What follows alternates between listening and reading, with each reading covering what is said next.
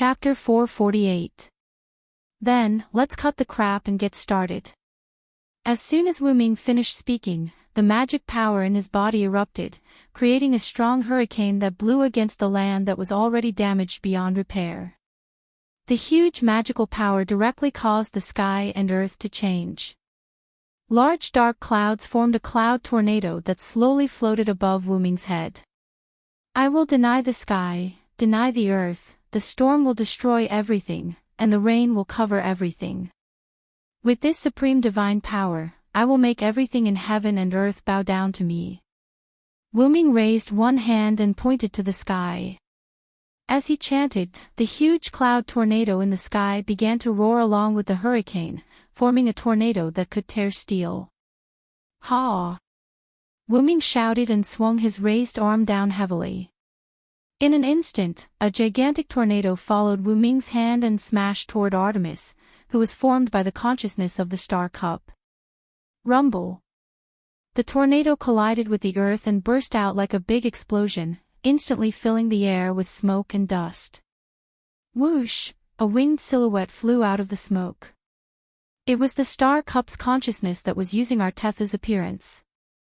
Artemigio, who rushed out of the smoke and dust, was in a mess, as if he had rolled several times on the ground.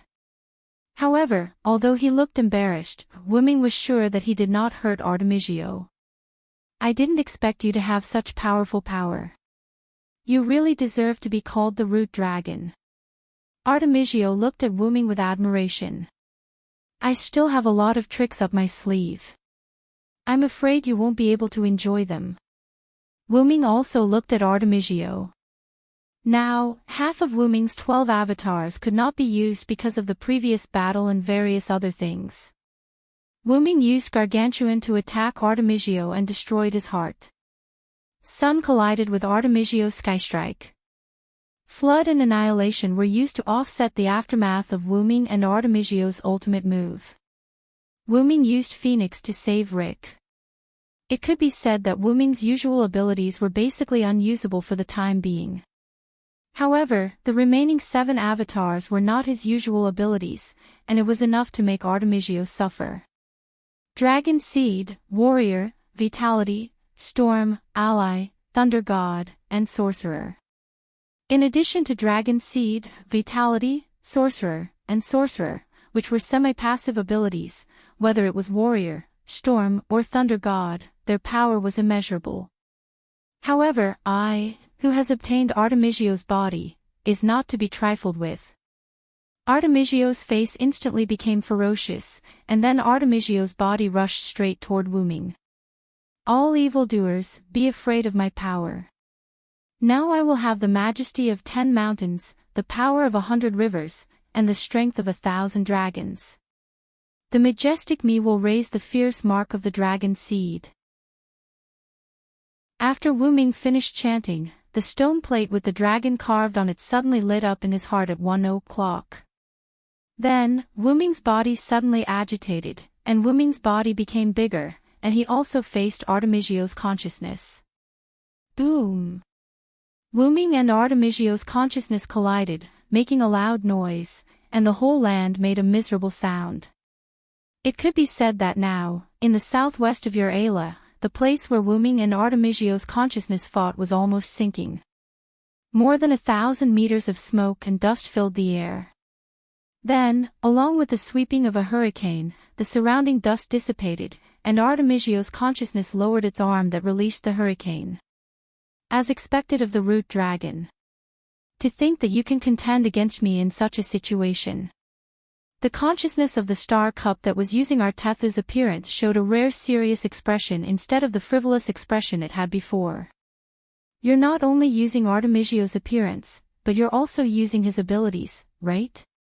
Wu Ming's voice sounded from the surrounding dust. Wu Ming sensed that the other party was using the same move as Artemigio. If it weren't for the fact that Wu Ming clearly knew that the other party was Artemigio's consciousness, perhaps he would have thought that Artemigio and Wu Ming were fighting. Of course.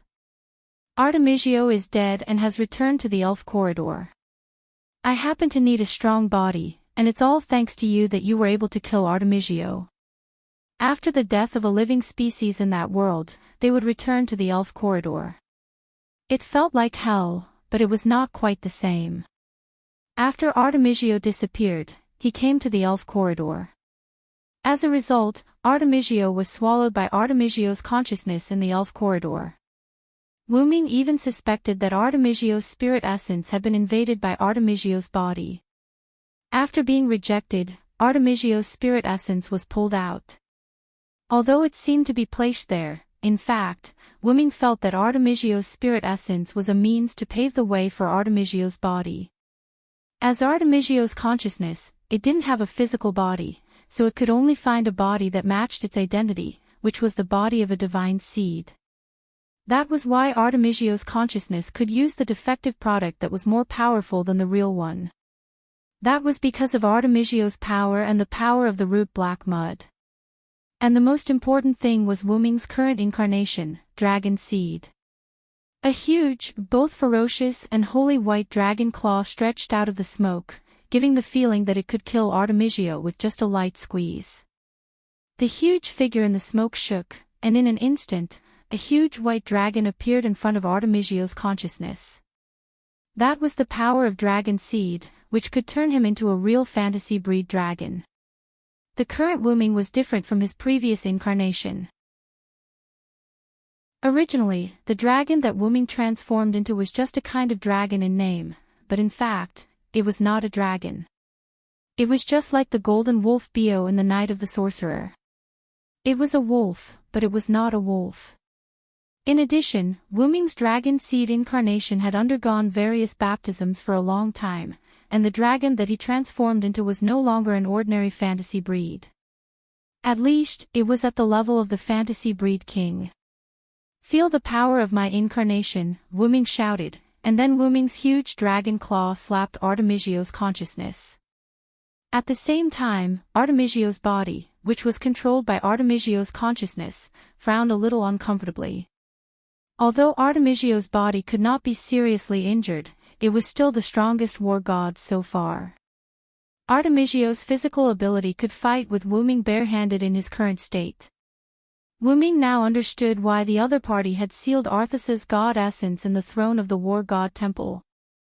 Arthas had probably died so that the Star Cup's consciousness could take over his place.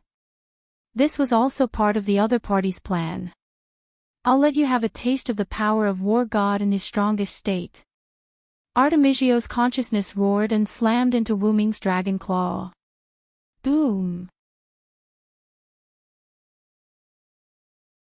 Chapter 449. In the southwest corner of the continent of Ur-Aila, what was originally a wasteland had turned into a broken wetland with water constantly flowing in. The reason why the water entered the ground was because the battle between Wu Ming and the consciousness of the Star Cup that was using Arthas' body had caused 2, 3, 4, 5 damages to the ground that was originally penetrated by Desireless Arm. Above the wetland, 2 figures, one big and one small, quickly passed through the sky. They were Wu Ming, who transformed into a dragon, and Artreus, who was controlled by Star Cup. At present, Wu Ming was chasing after Artreus.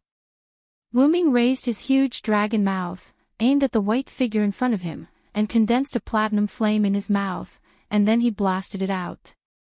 Boom! The flame that seemed to be able to burn everything flew in the air at an extremely fast speed, and the air seemed to be burned, bursting out with a loud explosion. Whoosh! The consciousness of the Star Cup hurriedly dodged, and the exploding white flame directly passed by it and landed on the ground. Boom! A small mushroom cloud rose into the air, setting off a violent hurricane. Star Cup's consciousness was not to be outdone. It pointed at Wu Ming with both hands, and 2 condensed Skystrike energy beams were blasted toward Wu Ming. Wu Ming's huge body at the moment was not suitable for dodging, and Wu Ming was not prepared to do so. Boom! Boom! Wu Ming's 2 huge white dragon claws slapped the 2 incoming Skystrike energy beams, and the 2 Skystrike energy beams were directly sent flying. The energy pillar became like a hard object instead of an energy that would explode upon contact. It was sent flying by Wu Ming. Boom! The sky-strike energy beams, like Wu Ming's white flame, fell heavily to the ground, and burst out with a roar, accompanied by a whistling hurricane, and two small mushroom clouds rose slowly.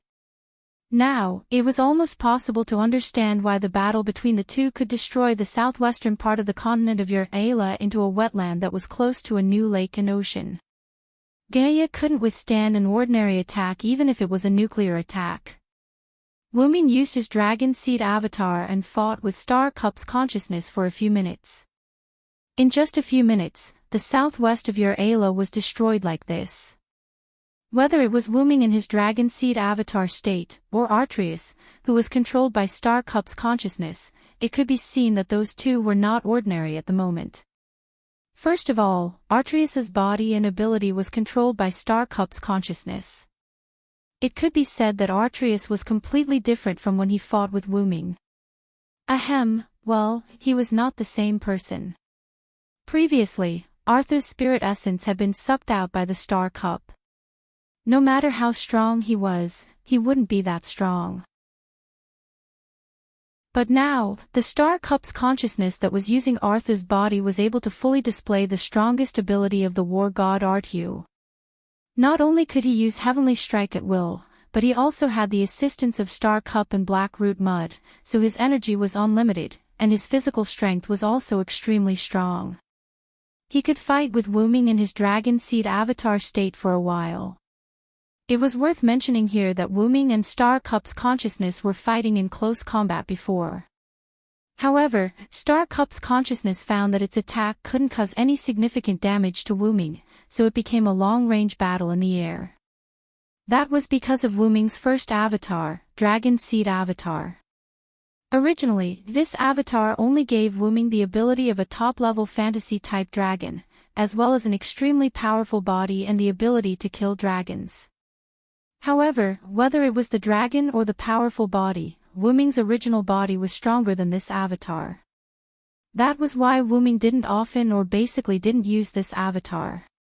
It was only useful against dragon agents, but the chance of encountering a dragon was too small, and the chance of encountering an enemy related to a dragon was too small. In that case, wouldn't this incarnation be of little value? The answer must be no. Let's digress first. In theory, the God Slayer won't lose.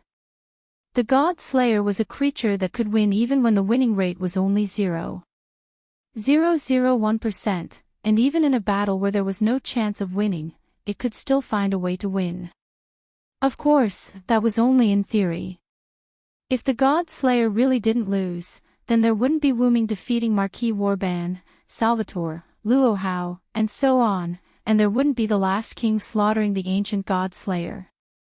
The main reason was that the God Slayer had infinite possibilities. And because of that, none of the God's powers seized by the God Slayer were useless. The God Slayer's power could be continuously developed by the God Slayer, unlike the fixed usage in the game.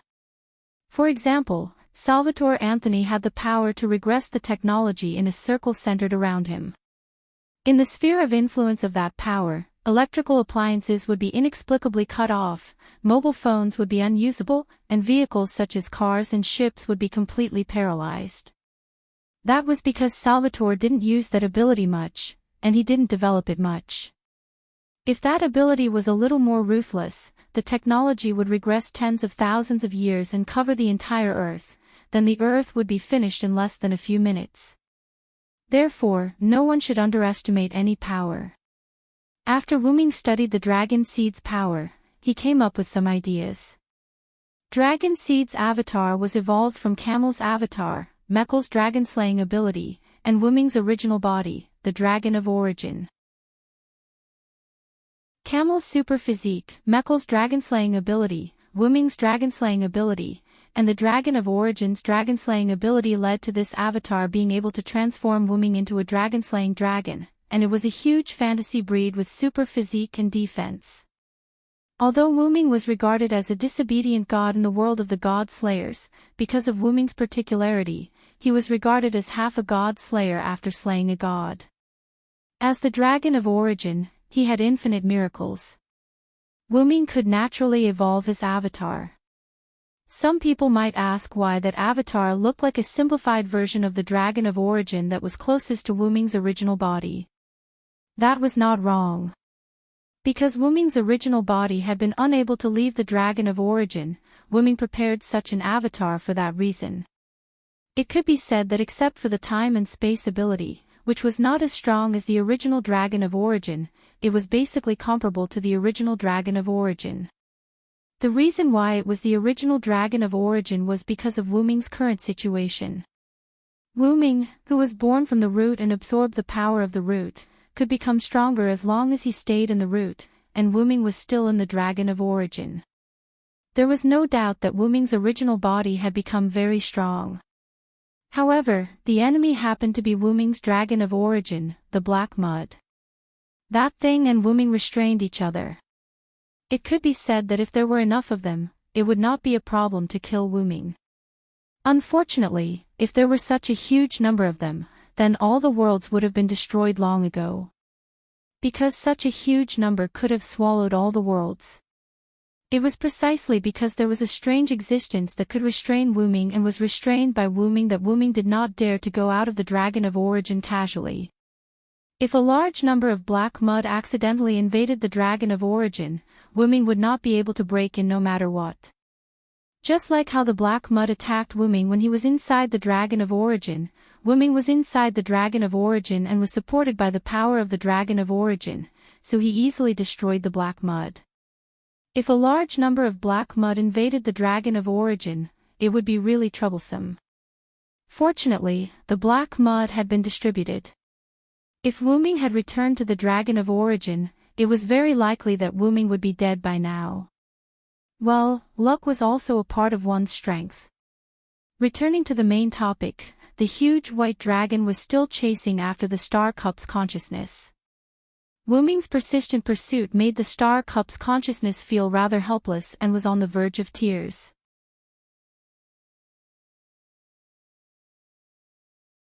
Chapter 450. The reason why Star Cup's consciousness was being chased by Wu Ming was because Star Cup's consciousness couldn't break through the white dragon scales on Wu Ming's body after using Dragon Seed. The white dragon scales on Wu Ming's body weren't hard. Instead, they were quite tough. When Artha's attack landed on them, it was like punching cotton. It wasn't very effective. It wasn't that Star Cup's consciousness couldn't break through Wu Ming's defense. If Wu Ming just stood there and let it hit him, it would be fine, but Wu Ming's claws were not to be trifled with, not to mention that he also had other magic spells.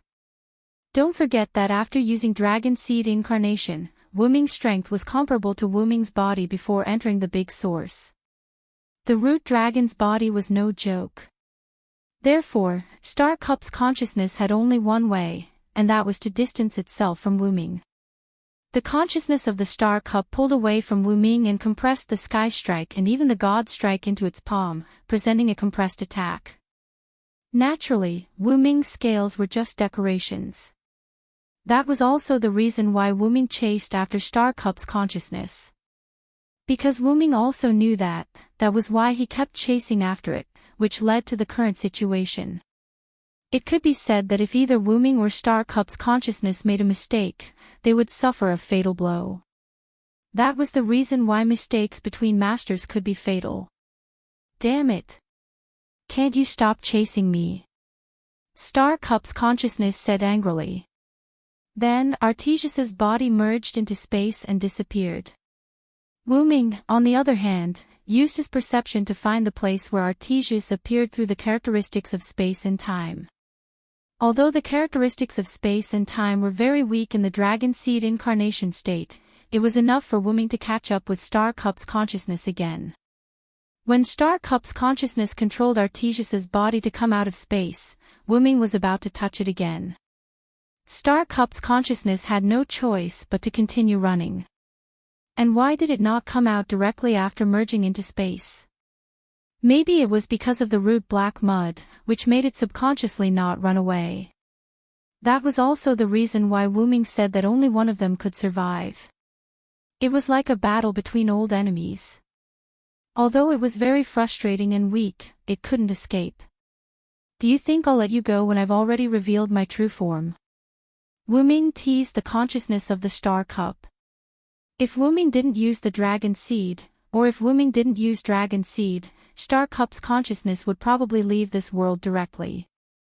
Wu Ming's consciousness only had power on this planet's body. Wu Ming might not come back, thinking that it was better to avoid trouble.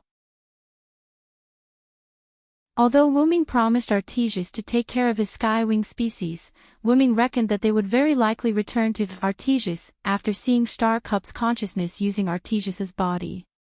After all, although Artesius had entrusted the skywing species to Wu Ming, no creature would follow a new master wholeheartedly.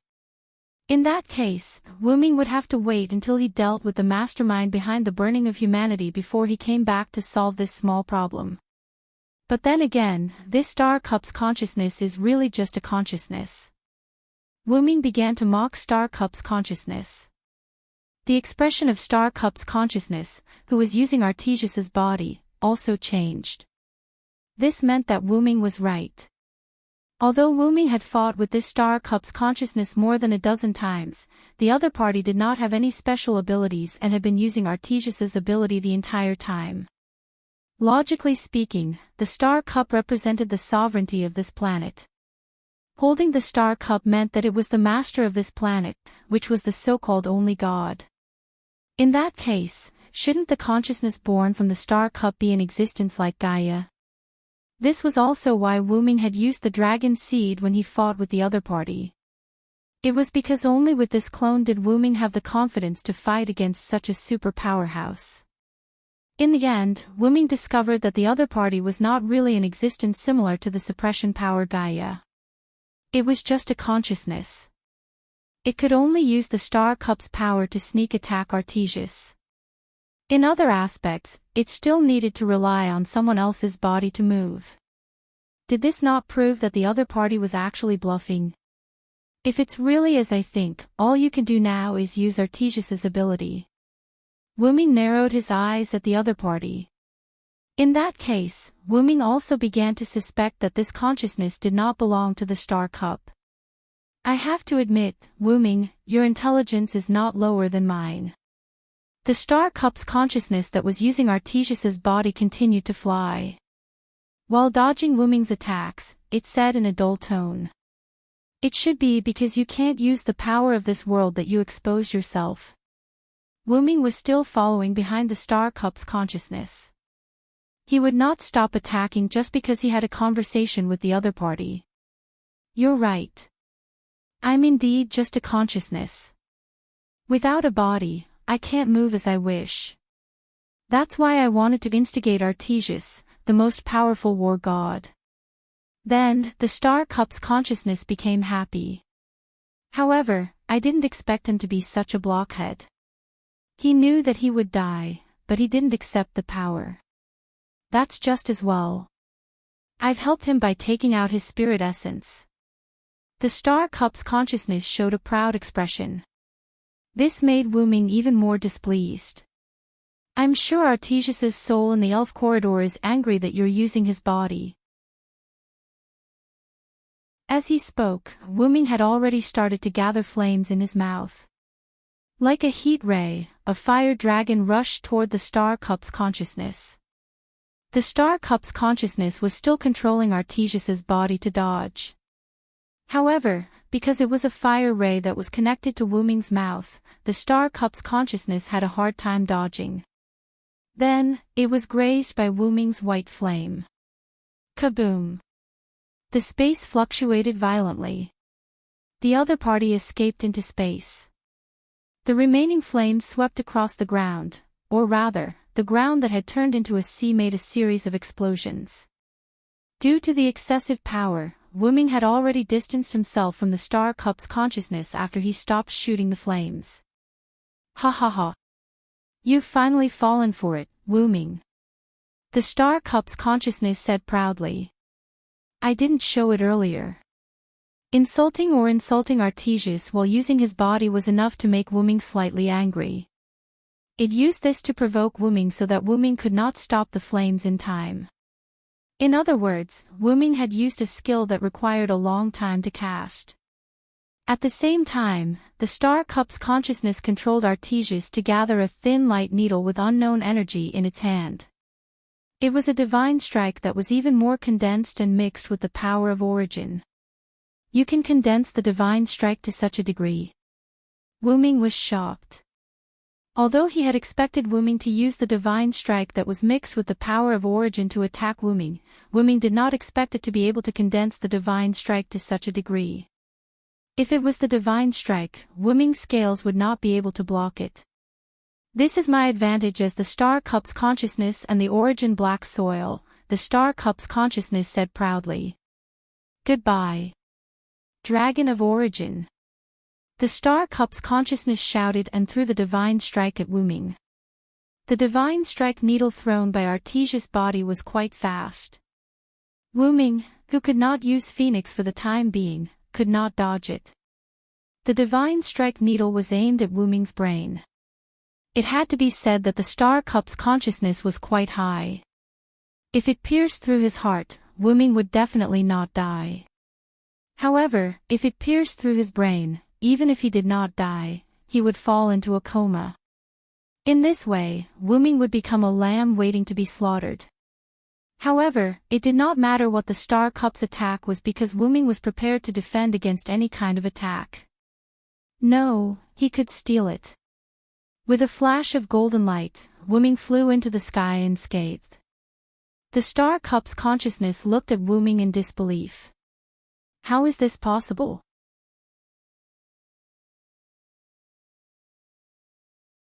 Chapter 451. The heaven and earth anomaly that was triggered by the divine striker needle just now gradually disappeared along with the disappearance of the divine striker needle. The sky became gloomy again. Because the sky was gloomy to begin with, and because it was night time, the sky seemed even gloomier at this moment. Logically speaking, the divine striker needle released by the Star Cup's consciousness should have hit Wuming. However, the divine striker needle disappeared after a flash of golden light, and Wuming was completely fine. Checkmate. Wuming took advantage of the Star Cup's consciousness shock and flapped his huge wings as he charged toward it. The Star Cup's consciousness quickly recovered from the shock and quickly retreated. He was prepared to use his spatial ability to escape into space and get away from Wuming again. He must still have some trump card.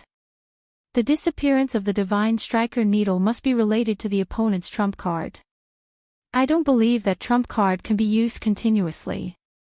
If there's another chance, he'll be done for. The Star Cup's consciousness thought as he looked at the huge dragon shadow that was approaching him and smiled proudly. As long as it was not the end, the victor was not certain. Then, he was caught by Wuming's dragon claws. Bam! Wuming's body, which was controlled by the Star Cup's consciousness, made a sound that resembled the sound of metal colliding. Clank, then, the sound of chains could be heard. Golden ripples appeared out of thin air, and a golden chain that seemed to have infinite length extended from it and firmly bound the Star Cup's consciousness in Wuming's hand. This way, with the heaven lock that was baptized by the origin, the origin black mud in the body controlled by the Star Cup's consciousness could not come out. How is this possible? How can I not use my spatial ability? The Star Cup's consciousness said in a panic. After a moment of panic, the Star Cup's consciousness also discovered the problem. Now that he casually looked around, the space around him was filled with tactics that he had never seen before. These tactics covered the surrounding space and extended into the distance. These tactics seemed to have locked the space and were firmly attached to it. Although they were separated by a few meters, an invisible force linked them together. As a result, the surrounding space, or rather, the space in the southwest of the Yar-Ala continent, was locked by these tactics. In short, the space that originally allowed free passage was blocked, or rather, blocked. Why do you think I've been chasing you in this place in the southwest of the Yar-Ala continent instead of going to other places? Wuming said to the Star Cup's consciousness that was struggling in his claws. Although the chase between the two only took place in the southwest part of the destroyed Yar-Ala continent, it was still not over yet. Firstly, Wu-Ming had purposely trapped Star Cup's consciousness in this place. Secondly, this planet was its palace to Star Cup's consciousness. If it could deal with the enemy in one room, it would naturally not affect the entire palace. After all, no one would choose a plan with less benefits, and the consciousness of the Star Cup was the same. "I've been waiting for this moment to come," Wu-Ming said in a final tone. The heavy rain of Star Cup's consciousness fell into the fishing net that Wu-Ming had set up for a long time. Wu-Ming had set up a space lock tactic in the space, and Star Cup's consciousness did not leave this area. In the end, the space lock tactic in the southwest part of the Yar-Ala continent formed a link and formed a magic circle. The magic circle tightly locked the space in the area where Wu-Ming and Star Cup's consciousness were. In mathematical terms, it was 1 + 1 + 1 + 1, plus 1 + 1 equals infinity. If it was only a single tactic or multiple tactics, Star Cup's consciousness could use Arthas's physical ability to use the spatial ability to escape. However, the space lock in the southwest part of the Yar-Ala continent had already been formed. In addition to the binding of the Heaven Lock, Star Cup's consciousness could forget about escaping. Impossible. As Star Cup's consciousness, how could I not discover these tactics that you've set up? Although Star Cup's consciousness did not have much combat power, Star Cup's consciousness could be said to be unprecedentedly powerful in terms of perception, investigation, and so on. No matter what, it was still the consciousness of the planet's sovereign key. Naturally, its spiritual power should be able to detect these tactics. Due to anger, Star Cup's consciousness used its spiritual power to scan the tactics. In the end, it discovered something unusual. The tactics were originally hidden. This was something that both Wu-Ming and Star Cup's consciousness knew. Now, these tactics were revealed because they had been activated. Other than that, when Star Cup's consciousness scanned these tactics, it discovered that there were other tactics mixed in with these space lock tactics. It was because of these other tactics that Star Cup's consciousness did not notice the existence of these space lock tactics. Those are tactics that can block perception. Star Cup's consciousness was completely shocked. That's right. There were some shielding tactics mixed in with the space lock tactics. These shielding tactics were like the space lock tactics. They were linked together and formed a magic circle. It was these shielding tactics magic circles combined with the space lock tactics magic circle that caused Star Cup's consciousness to be captured by Wu-Ming. Even if it's you, it's impossible for you to have a tactic that can block my perception. As the planet's sovereign key's consciousness, it was impossible for its spiritual power not to notice anything. Also, why did my divine firing needle disappear? How many trump cards are you hiding? Star Cup's consciousness seemed to have gone crazy at the moment. It gave off a feeling that it was at the end of its road and would definitely die. However, Wu-Ming did not say anything else. You don't need to know about this. Return obediently and apologize to Arthas. As Wu-Ming spoke, a trace of lightning and wind appeared on the dragon claw that was holding the Star Cup's consciousness, as well as an invisible source of power. After all, Star Cup's consciousness that had the origin black soil had to be dealt with using origin power. Sizzle sizzle.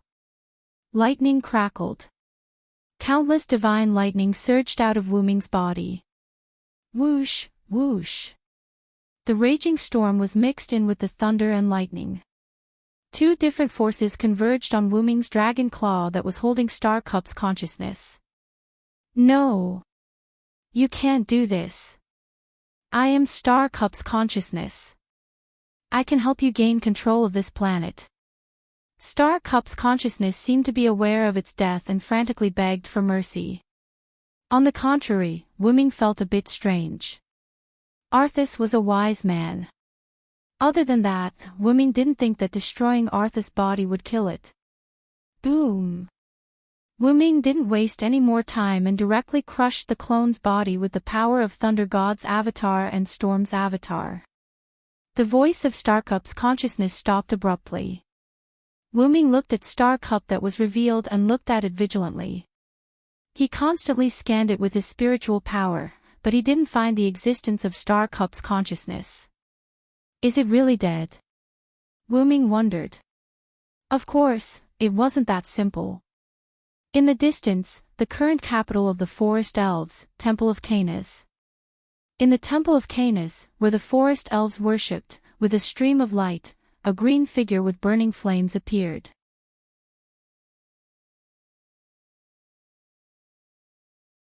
Chapter 452. Damn it! Dragon of Origin. The green figure said viciously as he sat weakly in his own temple. This figure was the forest god Canis who had taken Rick's right arm. However, his tone was rather strange. If Wuming was here, he would definitely recognize this tone. This was Canis, who had just been destroyed by Wuming and replicated by Arthas' body. Arthas had rejected the Star Cup. In order to ensure that he could come out of the Earth's core, the Star Cup's consciousness chose another god, which was Canis. The Star Cup's consciousness used the Star Cup's power to erase Canis' personality and then took control of Canis' body. However, unlike replicating Arthas' body, the Star Cup's consciousness simply controlled it and did not integrate itself into it. This was also why Canis, who had taken Rick's body by surprise, was expressionless. After that, when Wuming was fighting with the Star Cup's consciousness, in order to not let Canis escape, Wuming used his familiar authority that he had not used for a long time. When he killed Neza in the God Slayer world, Neza wanted to continue fooling around and did not want to return to the myths, so he turned into Wuming's authority, which was a familiar with self-awareness. Then, Wuming released Neza to stop Canis. Canis, who had temporarily lost the control of the Star Cup's consciousness, was judged to automatically attack the enemy, so he fought with Neza. Simply put, it's hanging up the phone, for all. Then, because the battle between Wuming and the Star Cup's consciousness was too intense, Canis and Neza were blown away and continued to fight in the center of the Yar-Ala continent. The burn marks on her body were left by Neza, so using the fire-tipped spear to deal with the forest god was the most appropriate choice. Then, when Wuming crushed Arthas' body that the Star Cup's consciousness had replicated, the Star Cup's consciousness that controlled Canis' body escaped. However, the real result was that the Star Cup's consciousness came to Canis' body and completely took control of her body. It could be said that the Star Cup's consciousness begging for mercy was purely an act for Wuming to see. Its purpose was to make Wuming think that the Star Cup's consciousness was really dead. After all, even Wuming had praised the Star Cup's consciousness as a wise one. In terms of hypostasis, the Star Cup's consciousness should be half a level of suppression, so of course it would not be so weak. Although it had been a noob for a long time. Although Forest God's body's body, it's not weak, I'll just make do with it. After all, the Forest God was a master of 186 spells. He could cast 186 types of spells at the same time. He was one of the best among the gods. Because Canis the Star Cup's consciousness, Canis's consciousnesses as well. He can't control the Star Cup anyway, so I don't need to be in a hurry. Once I recover, I'll touch the Star Cup and use Canis' body to become the only god. Because the Star Cup's consciousness previously controlled Arthas' body was a defective copy of the Star Cup's consciousness, it could not be recognized as a god by the Star Cup's consciousness. Therefore, the Star Cup's consciousness was not the only god. The reason it did not directly use Canis' body to become the only god was because Canis' body was too weak. Moreover, the Star Cup's consciousness thought that it could defeat Wuming. In the end, it failed. Although I'm now free from the Star Cup, Arthas is dead. As long as this body is fine, the final victor will still be me. After all, Wuming was not qualified to become the only god on this planet. Other than Arthas and Wuming, the Star Cup's consciousness did not care about the other gods. They're just a bunch of fools who don't know how to use their wisdom. They're nothing to worry about. The Star Cup's consciousness laughed when it thought of the other gods. Even those who were called gods were a bunch of simple-minded people who only knew how to flaunt their innate abilities. Now that the star cup has fallen into his hands, for safety's sake, I'd better stay in this body obediently and wait for him to leave, the star cup's consciousness said. After all, we can't use the star cup. For the sake of humans, he would not take the star cup away. He would definitely leave the star cup for the humans. However, Wuming did not know that humans could not use the star cup either. I really want to see his expression when he finds out that humans can't use the star cup. It'll be very interesting, the star cup's consciousness said with a smile. Then, the star cup's consciousness controlled Kana's body and destroyed the statue of Kana's that was used for worship with magic. It sat on the platform of the statue and began to repair the body. Kana's body was like a vacuum cleaner that was turned on to its maximum capacity. It could be seen with the naked eye that Kana's body was madly absorbing the spirits in the air. Not only was its spirit injured by Wuming, but its body was also injured by Neza. Therefore, the star cup's consciousness needed to recuperate. Now, Kana's body was in existence that would burp if it was hit by the void Zeroth ward or marrow explosion. Therefore, the star cup's consciousness needed to heal the injuries of this body. As a natural god, Kana's and other god species naturally had an advantage. As long as they absorbed the spirits in the air, they would be able to slowly recover from their injuries. After all, there was still someone in the outside world that was not to be trifled with. This place was the capital of the forest elves. The chances of someone breaking in were almost zero. Therefore, the star cup's consciousness could safely absorb the spirits to heal its injuries. Then, the star cup's consciousness that was absorbing the spirits suddenly realized that there was something wrong with these spirits. It was just like when you drank ordinary milk and realized that the milk tasted strange. Then, before the star cup's consciousness could react, Kana's body suddenly exploded. Bang! The explosion of Kana's body caused the entire temple of Kana's to collapse. The forest goblins who were guarding the outside were all in a panic. The temple of the god they worshipped was blown up, and that was a big deal. The temple had always been the place where the forest elves communicated with Kana's, but now it had exploded. This was no less than the collapse of the family's ancestral hall. It was a heavy blow to the people. As the forest elves panicked and tried to rescue them, Shinka Nilbar hid in a house not far from the temple and looked at the collapsed temple with cold eyes. Sucking in a fairy that was activated by my Zeroth ward of the void, plus you're heavily injured. What a pity. Lord God, you're finally going to die by my hands. Hee hee. Hee hee hee. Xianka's expression darkened as she spoke, which made the girl behind her a little scared. This way, we can be together, Nina, say. Senior. The girl, called Nina, looked at her senior nervously.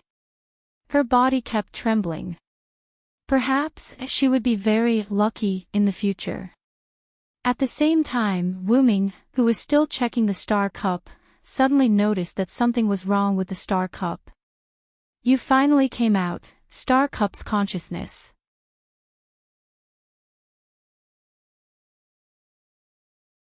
Chapter 453. Wuming looked at the tiny Xingchui on his huge dragon claw and breathed a sigh of relief. Although he didn't know why he couldn't find it before, Wuming finally found Xingchui's consciousness. I thought you really disappeared, but it turns out you were still hiding. After all, Wuming didn't believe that the death of a mere body could kill Xingchui's consciousness. Sure enough, after Wuming's perseverance, Xingchui's consciousness finally came out. Damn. Forest elves. Xingchui's consciousness said weakly. Previously, because Wuming destroyed its body, Xingchui's consciousness was weakened. This time, it was plotted against in the Temple of Canis, and now Xingchui's consciousness could no longer stay awake. The star cup's consciousness that absorbed the spirit to heal its injuries was like in 4-drip, but someone injected poison into the 4-drip, and all the absorbed spirit was detonated by the Zeroth ward of void. Canis was completely dead, and the Star Cup's consciousness returned to the Star Cup because it had nowhere to go. However, it really didn't expect that the forest elves would attack their creator, forest god Canis. Although Xingchui's consciousness didn't pay much attention to Canis, Canis was also an evil god, so why would someone want to kill her? All kinds of questions troubled Xingchui's consciousness, but now, Xingchui's consciousness didn't have time to think about other things. If it didn't solve the crisis in front of it, it would really die. Xingchui's consciousness didn't think that Wu Ming, who could mix a shielding technique into a space-lock technique, wouldn't use a technique that targeted its spiritual body, which was its consciousness. Wait. Wait. I have something to say. Xingchui's consciousness, who knew that it was already at the end of the road, quickly said. Do you still want to say something? But I won't give you the chance. Wu Ming finally understood that the victor was the righteous one, while the villains died because they talked too much, laughing emoji. Goodbye. Immediately afterward, Wu Ming took advantage of the fact that his sorcerer avatar was still active and chanted the spell again. Noble and powerful, wise and kind. Thus, I shall become a miracle and lead the world to the dawn. In an instant, Wu Ming's inner stone plate, which represented the sorcerer's incarnation, turned red. A large amount of mana surged into the Star Cup. Then, in the silence of the Star Cup's consciousness, which had become even more muddled due to its weakened state, Wu Ming completely eliminated it. Although it was a bit anticlimactic, it's finally over. Wu Ming complained as he looked to the east. Just like what Wu Ming knew, the sun appeared from the east. At this time, Wu Ming just happened to catch the sunrise. Watching the sunrise, Wu Ming logged out of the dragon seed avatar. Wu Ming's gigantic dragon body slowly turned into the size of a human. He once again regained his black-haired, red-eyed, and cloaked appearance. Then, Wu Ming clutched his head in pain. Ugh! The burden is a little too much. The reason why he said that was because more than half of Wu Ming's 12 avatars were now in a state of overload. Overload's red alert state was not the end of it. It also caused damage to Wu Ming's spirit and body. After all, that avatar was not the real body, but a substitute made by Wu Ming. Previously, because of the battle with Artemis, Wu Ming caused his 2 avatars, the Titan and the Sun, to fall into a red alert state and temporarily could not be used. In order to eliminate the aftermath of the battle between the two, Wu Ming used the combination of Annihilation and Flood, and at the same time, those 2 avatars also fell into a red alert state. After all, if it was only Annihilation, it would not be able to reach the range, and if it was only Flood, it would not be able to eliminate the aftermath, so he had to combine the 2. Because Wu Ming's avatar could only use 1 avatar at a time, using 2 avatars together directly entered a red alert state. After that, in order to save Rick, Wu Ming's Phoenix was also unable to be used. Otherwise, Wu Ming wouldn't have to chase after Star Cup's consciousness, he could just use Phoenix to catch it. Fortunately, Wu Ming's avatar was not counted in the number of avatars he could use. Otherwise, Wu Ming would not be able to use other avatars the moment his avatar was on the ground. After that, Wu Ming used Dragon Seed to restore his body to a state where he could use multiple avatars for a short time. With that, Wu Ming secretly used Sorcerer's avatar to set up a space blockade and a space shielding technique. The reason why Star Cup's consciousness did not notice it was because Sorcerer's avatar's casting effect was enhanced. After that, because he needed to destroy Artemis's avatar that Star Cup's consciousness copied, Storm and Thunder God also fell into a red alert state for the time being. In addition to Warrior's avatar, Wu Ming had a total of 8 avatars in overload. Previously, Star Cup's consciousness provoked Wu Ming with words, which made Wu Ming angry, and then attacked Wu Ming with Firing Needle. At that time, Wu Ming used Warrior's avatar to seal Firing Needle. After all, Wu Ming was also a man who fought Artemis before, so he was very familiar with Firing Needle. Although Wu Ming's warrior avatar evolved from Wellislana's warrior avatar, Unlike Wellislana's warrior avatar, he didn't need to chant to use it on the enemy, he only needed to know the knowledge to use it. However, because it was instantaneous, and because of the power of Firing Needle, Warrior's avatar also fell into overload. And Sorcerer's avatar also fell into overload because of Star Cup's consciousness just now. Now, Wuming only had 3 avatars left: Dragon Seed, Dependent, and Vitality. 9 avatars fell into overload. Because of that, Wuming felt very uncomfortable, both physically and mentally. After all, Wuming's mental power was quite strong, and he meditated every day. At that moment, he just felt a little tired. On the contrary, his physical body had some problems. Because this body was made, not only could it not allow Wuming to exert his full strength, but its physical strength was also far inferior to his original body. 9 of the 12 avatars fell into overload, and Wuming felt extremely painful. Looking at Star Cup in his hand, Wuming threw it casually, and golden ripples swallowed Star Cup. Then Wuming opened the portal, found a plane, and sat cross-legged. I'd better heal my injuries first. The reason why he didn't sit on the ground was because the battlefield just now had turned into an ocean, the one with the supreme divine power, the god protects him, the devil hates him, no enemy can get close to him, like a fountain of vitality that constantly surges, granting the world equal protection. As soon as Sorcerer's avatar finished speaking, the elves between heaven and earth began to surge, but Wuming did not absorb those elves. First of all, what Wuming needed was magical power, not elves. Second, those elves were alive. If possible, Wuming would not hurt them. In that way, Wuming closed his eyes and began to recover. And those elves wrapped around Wuming's body as if they were protecting him. A little bit of starlight danced with the divine person.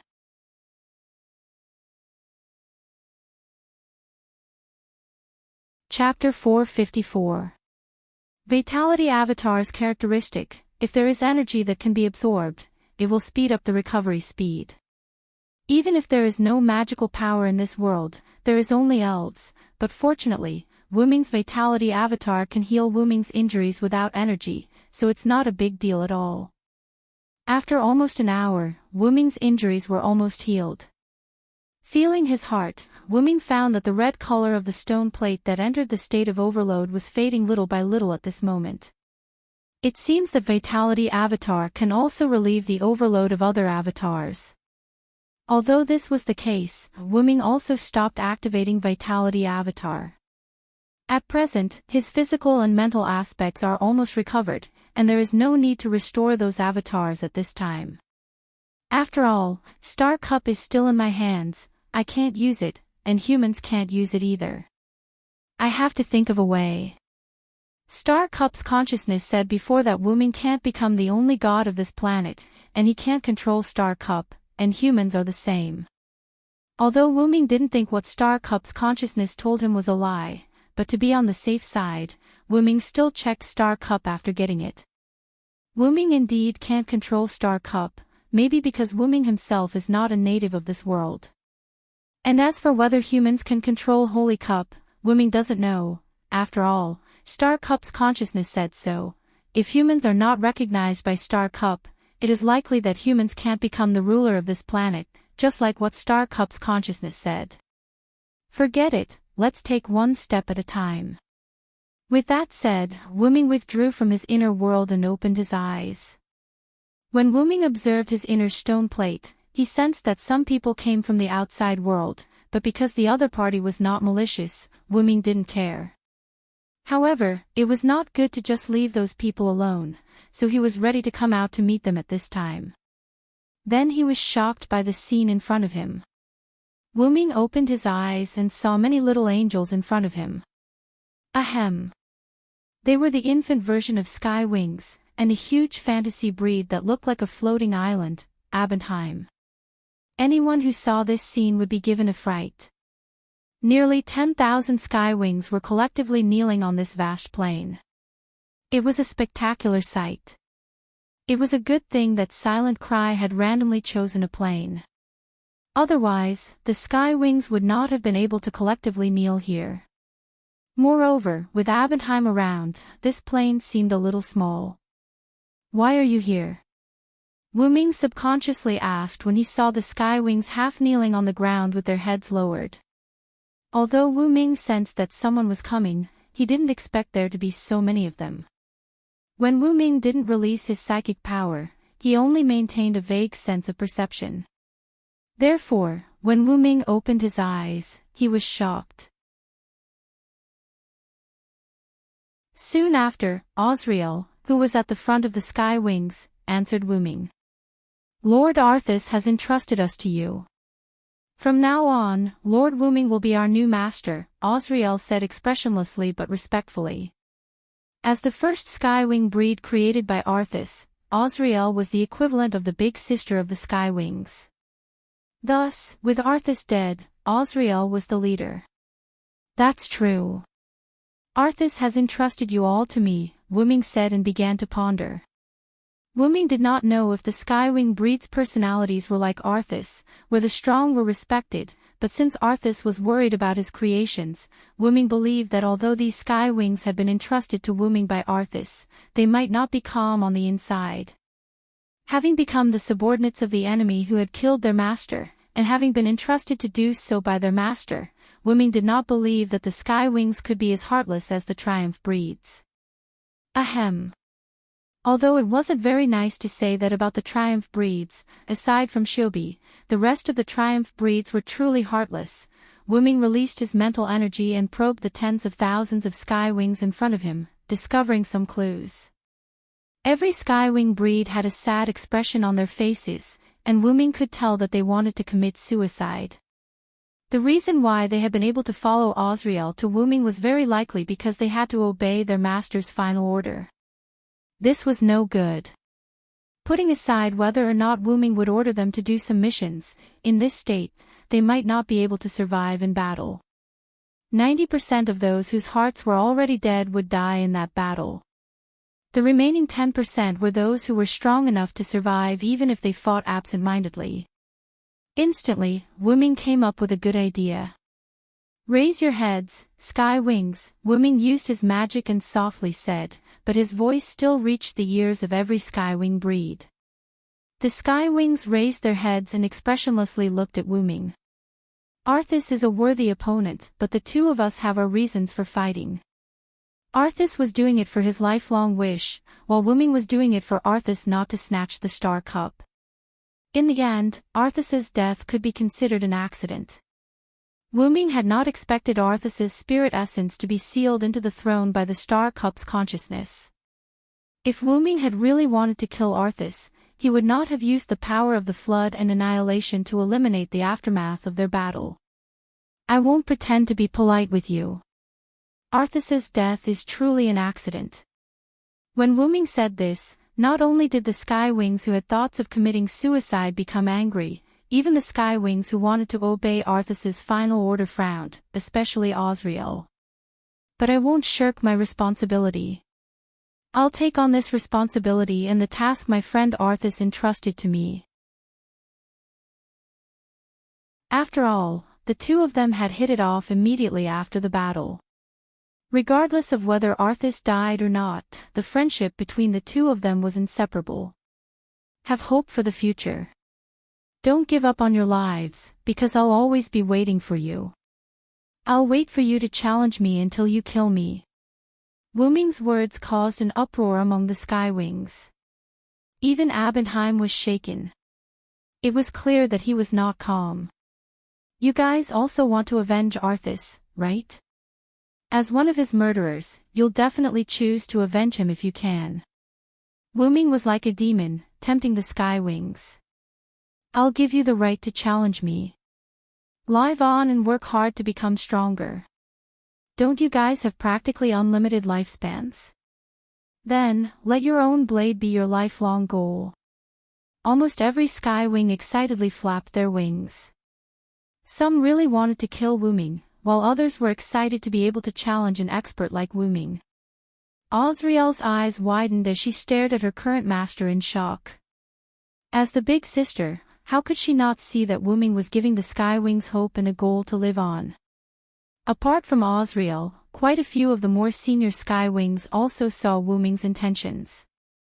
Perhaps letting him become the new master of the Skywings wasn't a bad idea. Afterward, the Skywings spoke in unison. "As you command, my lord."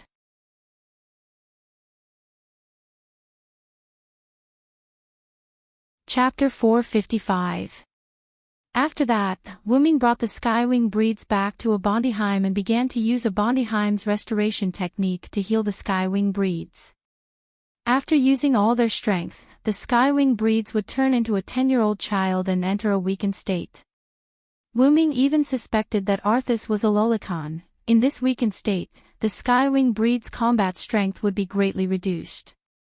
It could be said that even the weakest human in this world could kill a Skywing breed. In response to this, the Skywing species used a technique to develop a set of equipment specifically designed to speed up their recovery. After the Skywing breeds used up all their strength and turned into children, they would need about 50 years to recover to their original state. Of course, this number was under the condition that there was no external force, and the Skywing breeds relied on their own strength to recover. With the Skywing breed's belligerent nature, they would not be able to fight freely for 50 years. However, this was how the restoration technique was created. Through a special technique, the Skywing breeds developed a device that could speed up the recovery of the Skywing breeds after using up all their strength. In just a few days, the Skywing breeds could completely recover what would take 50 years to recover. Not only that, but if they were heavily injured, they could also go to the restoration technique to recover. Simply put, it was like the spring in the game. However, because there were not many devices, they could only be used in batches. It would probably take several months for the nearly 10,000 Skywing breeds to recover. Wuming looked at the device in front of him. One by one, the Skywing breeds floated in the device, and the spirit around them accelerated into their bodies. Wuming had some ideas. The Skywing breeds shrank because they ran out of energy, and this device is used to speed up their absorption of spirit. "So that's how it works," Wuming said after seeing through the mechanism of the device. "Your judgment is correct, Sir Wuming. This is the mechanism of our Skywing breed's restoration technique," Meow, Osriel, who had been following Wuming, said with a strange tone. Wuming looked at Osriel with a strange expression. Why didn't Osriel use the word meow before, but now? Could it be that she had forgotten because she was too sad? Wuming thought as he looked at Osriel. "Master Wuming, what's wrong, meow?" Osriel stared at Wuming with her big cute eyes and asked curiously. "No, nothing." Wuming shook his head. Wuming felt that if he continued to ask, it might be very bad, so he didn't ask. It was just a habit. "By the way, Osriel, come with me." Wuming turned and walked towards a corner behind him. "Meow. Is Lord Wuming going to attack me?" "For my sisters, I'm willing to go through fire and water today." Meow. Osriel instantly acted as if she was about to be defiled, and then acted as if she was willing to go through fire and water to die a heroic death. "What are you thinking about?" "It's just an experiment." Wuming turned his head and looked helplessly at Osriel, who was possessed by a drama queen, and complained. "Experiment, meow." Osriel was puzzled. Although she had been acting just now, Osriel's puzzled expression was real. She was puzzled by Wuming's experiment. However, although she did not understand or know what the experiment was, Osriel still obediently followed Wuming to a corner. "Are you ready, Osriel?" Wuming pretended to be serious as he looked at Osriel. I'm ready, meow." Osriel said nervously. It could not be helped. Who asked Wuming to be so serious?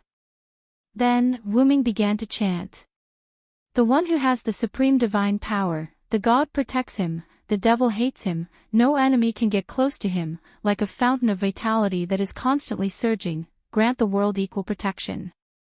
After Wuming finished chanting, his body began to glow. Then, Wuming put his palm on Osriel's head. With Osriel's current height, Wuming could just touch Osriel's small head when he raised his hand. In an instant, the light on Wuming's body passed through Wuming's arm on Osriel's head. Immediately afterward, countless elves gathered, creating a strong whirlwind.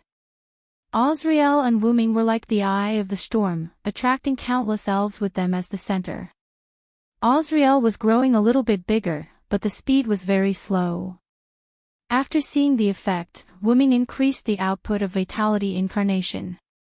Then, in just a few breaths, Osriel grew back to her original state. In short, Osriel recovered from the state of a 10-year-old child to the state of a 16-year-old girl. Sure enough, Vitality Incarnation was also useful for the Skywing race. Wuming said in his heart. Immediately afterward, Wuming put down his hand on Osriel's head, and then said to Osriel. "Check if you have recovered, Osriel." Osriel reacted instantly and began to feel her physical condition. Osriel was stunned from the beginning. If it weren't for Wuming's words, it would have taken her a while to recover. "Meow. I've actually fully recovered, meow." Osriel shouted excitedly after feeling the state of her body.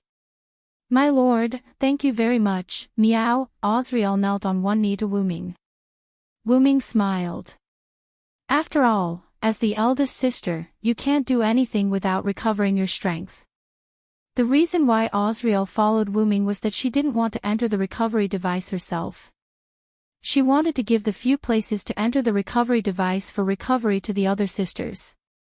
Power is used to protect. Only by mastering power can you protect the people you want to protect. Wuming's words reminded Osriel of Arthas. Her Skywing race failed to protect Arthas.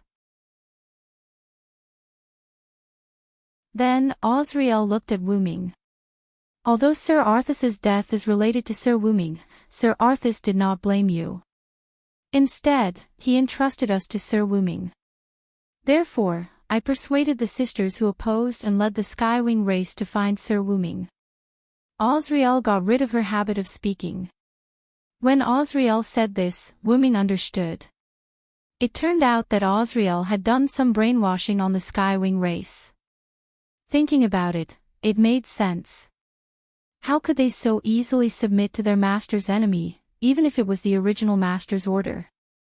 However, I don't know if it's because Sir Arthas's status is too high, or if it's because I've been bound by the idea of the strong being respected, but I don't feel too much about Sir Arthas's death, nor am I too hostile towards Sir Wuming. What I'm thinking about is the future of my sisters. That was why Osriel had brought the Skywing race to Wuming so quickly. Wuming did not say anything, nor did he interrupt Osriel. He just listened quietly. I've thought about it before. Someone who was entrusted by Sir Arthas can't be too bad. Now that I think about it, it's not unreasonable for Sir Wuming to be able to defeat Sir Arthas. Osriel then smiled sweetly at Wuming. Protecting the thoughts of others. Is that why Sir Wuming is so powerful? I'll remember that. In the future, I'll also protect you. In order to make up for the regret of not being able to protect Sir Arthas, in order to protect Sir Arthas's final order, in order to protect my sisters, and even more so, to protect my dearest master. After Osriel finished speaking, one of the 12 stone plates in Wuming's heart automatically lit up. In an instant, Osriel's eye of the sword, which represented death, began to change. The sword became wider, and it became similar to a shield, which represented protection. Protect me. Wuming really did not think that there would be a day when he would need protection. If that day came, the enemy would not be someone that Osriel could deal with. However, it was her intention. I'm really looking forward to it. I'm waiting for that day.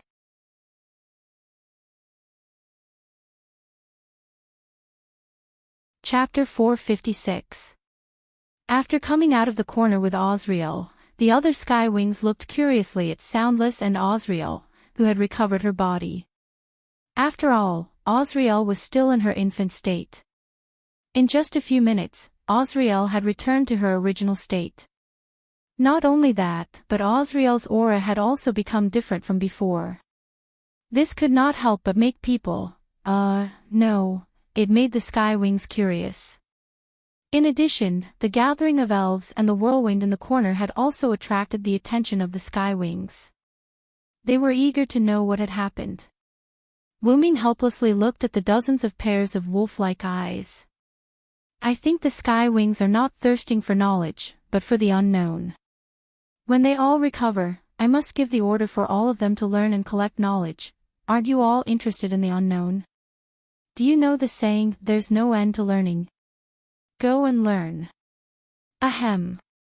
Lord Wuming has something important to say. Hurry up and call the others over.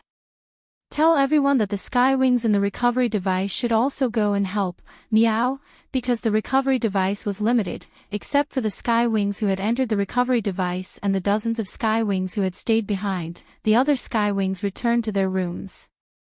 By the way, the Sky Wings' rooms did not have doors or windows, and they could only be entered through the Sky Wings' innate spatial ability. Although they had entered the weak state of a 10-year-old child, the Sky Wings could still use their spatial ability to enter and exit their homes, although it was very strenuous. Afterward, the Sky Wings who had stayed behind and the ones in the recovery device left to call for others. The reason for this situation was because of Osriel's suggestion.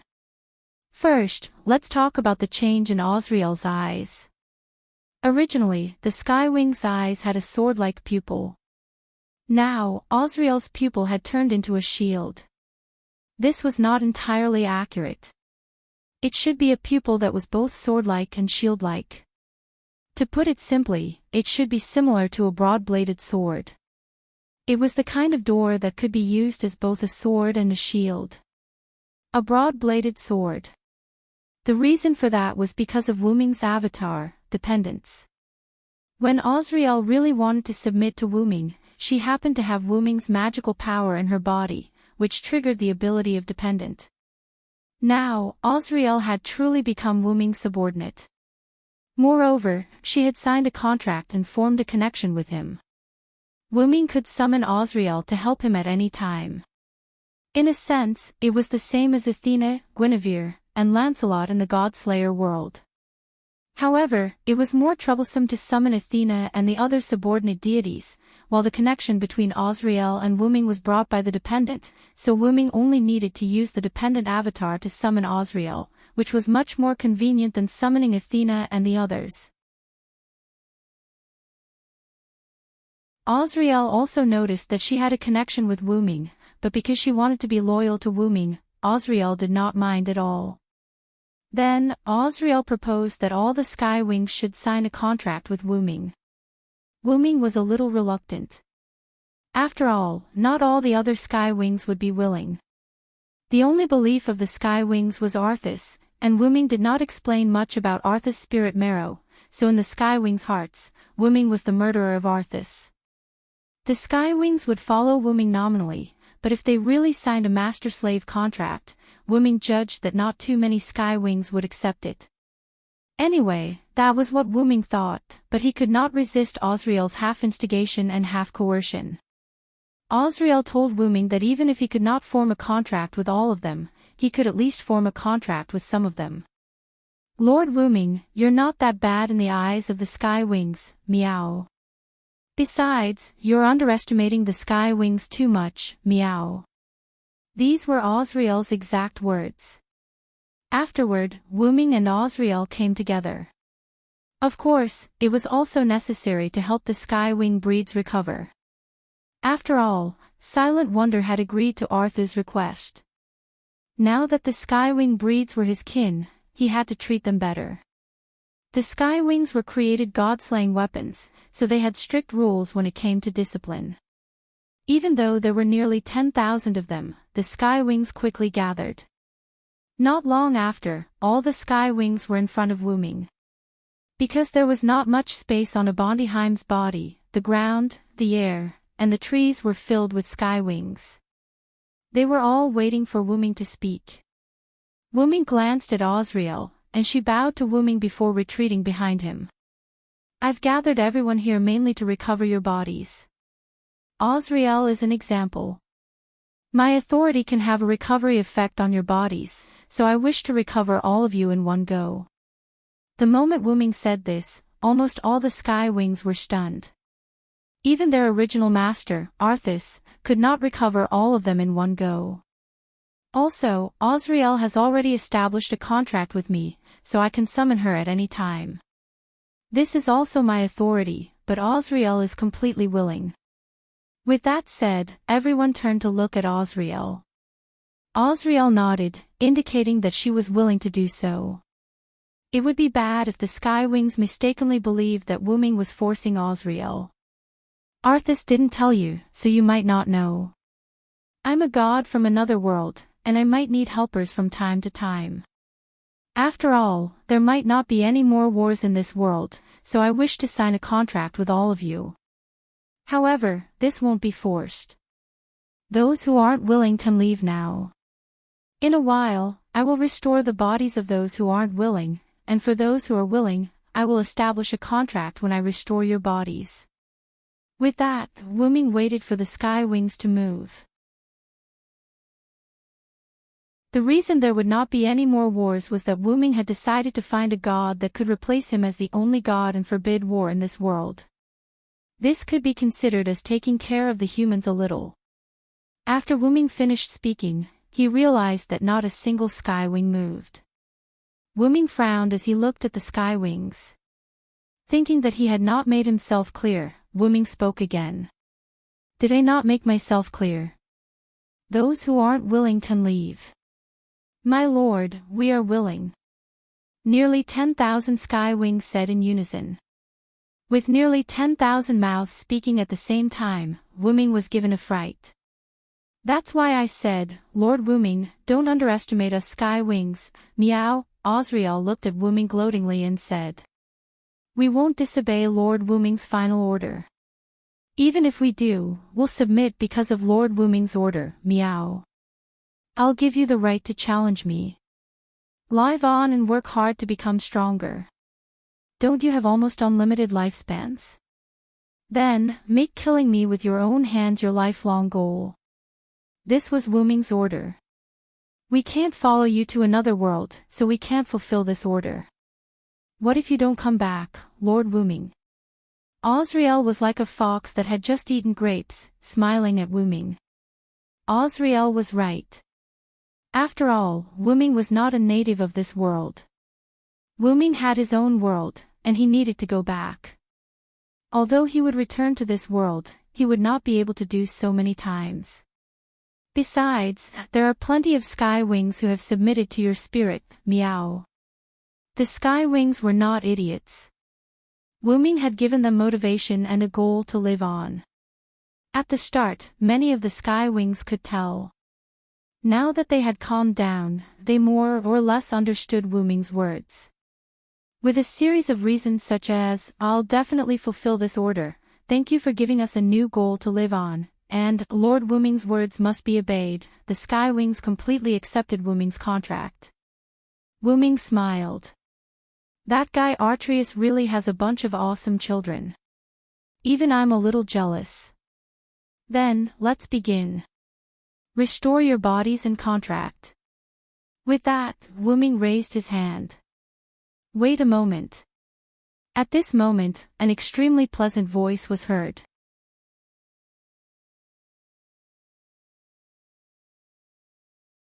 Chapter 457. With that pleasant voice, a figure flapping its wings landed in front of Wu Ming. She was wearing the same clothes as the other sky wings, with socks of different lengths and colors. She was even wearing only one shoe. She had a long hem and a pair of small wings at her waist, which made one wonder if she could fly. She had orange eyes that leaned toward gold, and her eyes were filled with death. She had long pink hair that glowed with fluorescent light, and a halo that resembled a magic array on one side of her head, making her look extremely mysterious. Wu Ming could not help but sigh in admiration. They really were sisters. Osriel's clothes were similar to the girl's, and aside from her heterochromatic eyes, her hair color being different from the girls, her halo being more complicated, and her face being a little different, Wuming would believe that the two of them were sisters. On the other hand, because the other sky wings had always been in the shape of children, Wuming could not tell how similar they were. Thus, Wuming chose a sky wing that was the same size as Osriel, and he began to compare them. However, there were a few things that caught Wuming's attention. The Skywing girl's figure was as graceful as an angel's, but her eyes were as cruel as a demon's, and her entire body reeked of blood. Although the Skywings were all 16 or 17-year-old girls, because of the war, they were filled with ruthlessness and death, and Osriel was no exception. However, the Skywing in front of Wuming had a more ruthless and bloodthirsty aura than the other Skywings. She was undoubtedly known as a god-slaying weapon. Wuming looked into her eyes. Although she was smiling, the death in her eyes was no less than the other Skywings. In fact, the other Skywings could not even catch up to her. This was an extremely dangerous fellow, more dangerous than any of the Skywing species present. This was Wuming's conclusion. Even more interesting was that she did not have the body of a child like the other Skywings. Instead, she had the body of a normal girl like Osriel. "Little G, why are you only back now? Where did you run off to earlier, meow?" Osriel had a look of exasperation on her face as she spoke to the Skywing girl known as Little G. "I was attracted by the battle between Lord Arthas and Lord Wuming. Then, I was sent flying by the shockwaves of the battle. I happened to meet a strange human with a broken arm, so I played with him a little." The girl called Koji smiled sweetly at Osriel. Wuming, on the other hand, found some clues from these words. Based on her words, Wuming could tell that she had been drawn over while Wuming and Arthas were fighting. This meant that she had spatial abilities that surpassed other Skywing species. Otherwise, she would not have noticed the fight between Wuming and Arthas. Afterward, she might have been sent flying by the shock waves of the spatial explosion, which was why she did not follow Osriel and the others to find Wuming. Furthermore, Wuming could sense that this Skywing was much stronger than Osriel's. Furthermore, this Skywing did not have the slightest hint of violence. Furthermore, this Skywing was able to leave a Bondiheim on her own accord. Furthermore, this Skywing had not transformed due to exhaustion. There was no doubt that this Skywing was unique. Lord Wuming, she is Gopriel, the final Skywing species created by Lord Arthas. She is the final product of an alien being. It can be said that she is stronger than any of us Skywings, and there is an example of her single-handedly conquering a superior race. Wuming immediately understood. It was no wonder she was so special. It turned out that she was an alien being created by Arthas. Under normal circumstances, the first and last products were both special. As the first product, Osriel had the authority to command the Skywings, while Gopriel, as the final product of an alien being, had the greatest strength. However, the fact that her body had not changed caused Wuming to misunderstand. Why was Gopriel called an alien being? It was because she was an alien being. As god-slaying weapons, the Skywings naturally had strict team assignments. Meanwhile, Gopriel did not have a team and acted alone. It was very likely because of this that Gopriel did not participate in the release of Pseudo-Godstrike. However, this did not surprise Wuming. Gopriel's lack of participation was very likely due to Osriel's orders. No matter how stupid Osriel was, she would not let all the Skywings fall into a weakened state. Gopriel was the backup plan that Osriel had left behind. Wuming's guess was not wrong. Due to Gopriel's stubbornness, she left a Bondiheim, and Osriel could no longer care about Gopriel. She brought a Bondiheim and all the Skywings to Wuming. After that, Gopriel found a Bondiheim and returned. Wuming did not think that Gopriel did not know about Arthas' death, but from her expression and aura, as well as the emotions she displayed, Gopriel did not seem too sad. However, Wuming did not pay attention to that. What Gopriel had just said concerned Wuming. You said that you met a human with a severed arm. Where is he? Wu Ming looked at Gabriel solemnly. Unsurprisingly, the human with a severed arm that Gabriel had met was Rick. Wu Ming had sent Rick directly to Lucia. Only the heavens knew how Gabriel had managed to get there. Even if she had been affected by Wu Ming and Arthur's spatial oscillation, could she have made it that far? The reason was simple. Gabriel had wanted to use her spatial ability to enter the space where Wu Ming and Arthas had fought, which was Arthas' war god shrine. However, a spatial explosion had happened at that time, and due to the instability of space, Gabriel had been sent away by the spatial oscillation. She should be considered lucky, but she had made it in time for Wu Ming and Arthas' spatial oscillation. She should be considered unlucky, but she had run into Rick, who had been sent away by Wu Ming. As the most god-slaying sky wings, what they loved to do the most was collect the heads of various races as spoils of war. They would not let their enemies off just because they were weak or strong. That was why Wu Ming was a little worried that Gabriel would make a move on Rick. Gabriel smiled sweetly at Wu Ming and explained, Wu Ming. Don't worry, Lord Wu Ming. Because he has the aura of your power on him, I only teased him a little and did not harm him. Indeed, Rick's severed right arm still had traces of mana leaked from Desireless arm.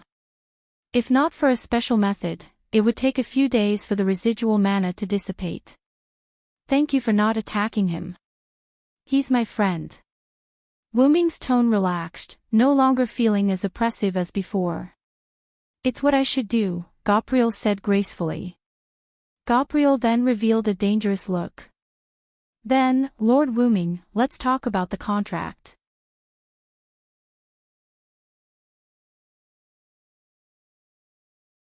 Chapter 458. For her to stand up at this time, there was no doubt that she had some objections to Wu Ming's contract. I heard that Sir Arthas has entrusted us to you.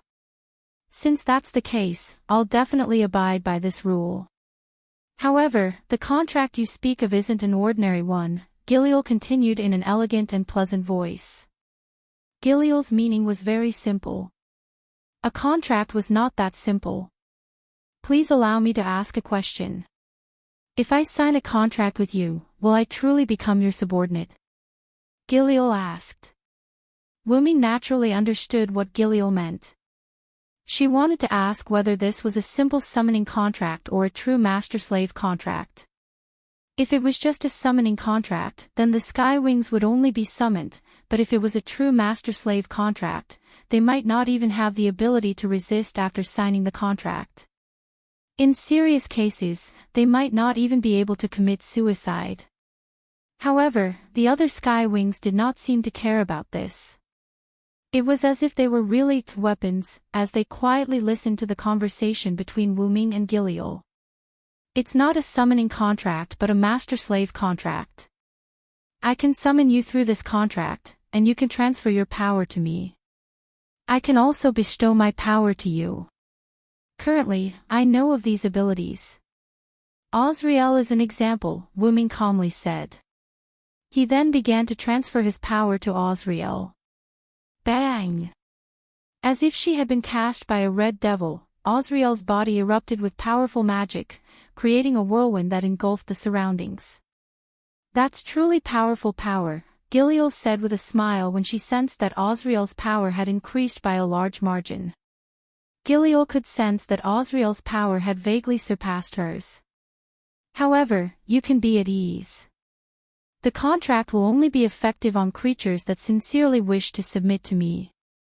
After signing the contract with me, although I can't directly kill you, I can still control you to a certain extent. Of course, if you feel that this contract is too overbearing, you can choose to refuse to sign the contract with me, Wu Ming explained to the Sky Wings once more. There's no need to say such things, Sir Wu Ming. The Skywing sisters will definitely obey Sir Arthas's orders and treat you as their new master, so they'll definitely agree to sign the contract with you, Giliel said with a smile. I'm only asking because I need confirmation. After all, I have to ensure the future of my clansmen. If I've offended you, please punish me. Seeing Giliel's apologetic look, Wuming simply waved his hand. There's no need for punishment. You're not wrong. Then, Sir Wuming, would you be willing to fight with me? As if she had already expected Wuming's answer, Giliel smiled and looked at Wuming. However, the ruthlessness and deathly aura in her eyes became even more intense. Wait a moment, little Giliel. How can you be so rude to Sir Wuming, meow? Osriel frowned and said.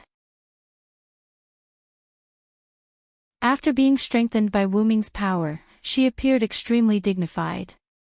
If only I could get rid of that last quirk, Wuming laughed when he heard that. I'm afraid that you wanted to fight with me from the start, Giliel. Indeed, after saying so much, apart from confirming the future of the Sky Wings, Giliel actually wanted to fight with Wuming even more. Although it's a little rude, Sir Wuming, I won't lower myself to fight someone I don't agree with, even if it's you who defeated Sir Arthas. Instantly, Giliel's eyes were filled with killing intent. Giliel! Osriel roared at Giliel. This time, Osriel did not use her pet name of Little Giliel or her quirk of a meow. It could be said that Osriel was already angry. You're quite to my liking. Then, let's fight. Wuming also revealed a smile, as if his interest had been piqued, and he looked at Giliel wantonly. Osriel looked at Wuming with some surprise, clearly dissatisfied with Wuming's willful answer to Giliel's willful request. Then, Wuming's Giliel arrived at Wuming's inherent barrier. This planet that had already been pierced through could no longer withstand another wave of devastation, so Wuming chose his own inherent barrier. Because it was the ability of Anzavolga's staff, the first 8 layers that were destroyed had not yet recovered, unlike the ordinary inherent barrier, which would remain intact after the magician activated it again. Although the 9th and 10th layers were quite narrow, Giliel did not say anything. It was better to say that for Giliel, any kind of battlefield made no difference. While the Skywing species waited patiently, several minutes later, Silent Wonder came out of the inherent barrier with the miniature Goprel in hand. Ah! So fast, meow. Osriel had a surprised expression. This opportunity is really careless. She used all her energy to release Heavenly Strike after a few simple exchanges, so naturally, it's going to end soon. After Wuming resisted Giliel's attack, Giliel, who had no energy left, could be said to have lost. I'm a little excited, but I didn't expect Wuming, Sama to be able to resist my Heavenly Strike. Goprel, who was being carried by Silent, wasn't embarrassed at all. Instead, she smiled proudly, as if she had won the match. Although I can't use most of my powers, I can still use magic. When Giliel used Heavenly Strike, Wuming entered his magician avatar and used one sealing technique after another to directly seal Giliel's killing move. After all, in theory, in the face of a tsunami, you only need a flame countless times larger than a tsunami to evaporate the tsunami. Silent had made use of the principle of quantitative change leading to qualitative change. Relying on a magician's extraordinary use of magic sealing spells, he had sealed Jillian's moves. Fortunately, Giliel's Heavenly Strike was just a simple energy attack. If it was a noble phantasm, Wuming would not be able to seal it, at least not now. It's really annoying, meow. In short, Kitsune lost, meow. Osriel turned around, and her face instantly became like an idiot. However, because Giliel was being carried by Wuming, she did not see Osriel's face and said with a smile. Ah, that's right. Wuming, Sama got my approval. Wuming, hurry up and let all of us Skywings sign the contract. Alright, let's do it as soon as possible. Wuming also nodded. He had wasted too much time with the Skywings. However, Wuming, Sama, before that, can you give Kitsune to me for a while, meow? Osriel turned around and looked at Giliel like an idiot. Hey! Senior Osriel, you're like this again. I don't want to be your pillow. Meow, ha ha ha, it's still up to Master Wuming. Meow, that's enough, you too. There are still so many people watching.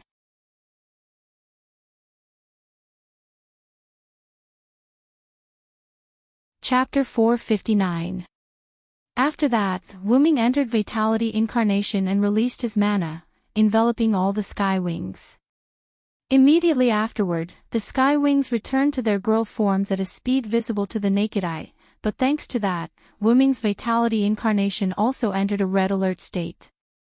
After all, there were close to 10,000 sky wings. Fortunately, because it was not overloaded, the Vitality Incarnation was only used for a short period of time, so it would recover in a few days. After that, Wuming also activated the contract ability of dependence, and all the sky wings accepted the contract without hesitation, including Gapril. By the way, Abendheim also accepted Wuming's contract and evolved into Wuming's guardian beast. After all, which god didn't have a divine beast by his side? Just stay on Abend. In a few days, this world will be brand new. Wuming told the sky wings and was ready to leave.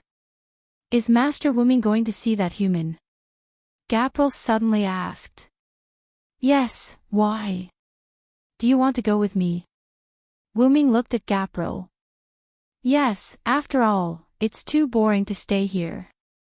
Gapril smiled sweetly at Wuming. However, this made Azrael feel helpless. Master Wuming, if possible, I think it's better for you to take Gapril with you. First, she can't stay here, and second, with you taking a Skywing guard, you can let the other races know that you are our new master, meow. In short, it was a declaration of sovereignty. After all, many races had lost their gods. In addition, the battle between Wuming and Artesio must have attracted the attention of other races, and there must be some races who wanted to take the opportunity to join Wuming. After all, almost no one knew that the Star Cup was already in Wuming's hands. Many of those secluded clans did not really want to retire. If they won the Star Cup for their own gods, they would naturally rise in status. Who didn't want status and power? It was just that they couldn't fight anymore, so they had to withdraw from the war. If there was a new incomparably powerful god that was left alone, they would definitely not mind joining him or her and starting to compete for the Star Cup again. I understand. Gapril, follow me. Yes, Master Wuming, thank you very much. Because of Azrael's words, Wuming was ready to take Gapril to a conspicuous place to show the sovereignty of the Skywings. Wuming and Gapril flew in the sky at a leisurely pace. Master Wuming, how different is your world from this world? Gapril suddenly asked. Wuming glanced at Gapril and found that her eyes were filled with a thirst for knowledge. It was no wonder Gapril couldn't stay. How could she stay with such a strong thirst for knowledge? My world. You can say that it's completely different from this world, Wuming said as he flew. Oh. Then, can you tell me? Gapril's eyes shone like a wolf who had seen meat. Of course, no problem. Let's talk about language first. If not for my innate ability that allows me to communicate with people from different worlds without any obstacles, I'm afraid I wouldn't be able to communicate with you. Wuming had been to many places, but he had never encountered a language barrier. There was no doubt that this was a racial innate ability of the Origin Dragon. Now, Wuming and Gapril were communicating in the language of the Skywings. Every time he came into contact with a new species, Wuming could always subconsciously speak the language of that species and communicate with them. This could be said to be speaking the human language when you see the human, and the ghost when you see the ghost. After all, Wuming was born from the origin that gave birth to countless worlds and countless origin dragons, so it was reasonable for him to have this ability. But Master Wuming, you speak the language of the Skywings very fluently. Your innate ability is truly miraculous. In this world, because there were various gods, the creatures they created all had their own languages, including humans. Of course, there was also a common language of the continent that had come from who knew where, and it could be said that every species could understand it. Wuming suspected that it was because of this planet. As long as one was a native of this planet, they would definitely be able to understand the common language of the continent. Then, is there a unified language in Master Wuming's world? Gapril continued to ask. That's not the case. There are many countries and regions in my world. Just like this world, they were also invented by the races of each region. However, in my world, humans make up the majority, and other races are in the minority.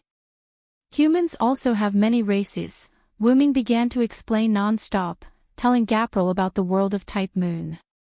Yellow skin, white skin, and black skin. Humans can use magic. Magic? Generally speaking, it's not much different from magic. True ancestors and death apostles. I didn't think that your world would have fantasy breeds. Is this a character named Rune? Indeed, I can feel the tremendous power contained within it. Not long after, Wuming and Gapril came to an uninhabited forest. Along the way, Wuming told Gapril many things, and Gapril listened very carefully to the stories that Wuming told her. This greatly moved Wuming, and he even displayed the Lune runes for Gapril to admire. After all, anyone would be happy to be able to listen to him so attentively. Just as Gapril was drooling like an idiot looking at the Lune runes that Wuming drew in the air, she heard a bang, and the Lune runes all disappeared. Ah! Master Wuming. Gapril looked at Wuming with dissatisfaction. Without a doubt, Wuming had put away the Lune runes. Alright, we're done with our stroll. It's time to get down to business.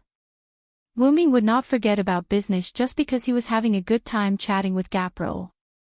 Yes, yes. Then, Master Wuming, you should have summoned me earlier, hee hee hee. Hee hee hee hee. Gapril then turned into an idiot again, letting out an extremely idiotic sound. Yes, yes. I got it. Wuming bitterly smiled. He did not see any other skywing species being so curious.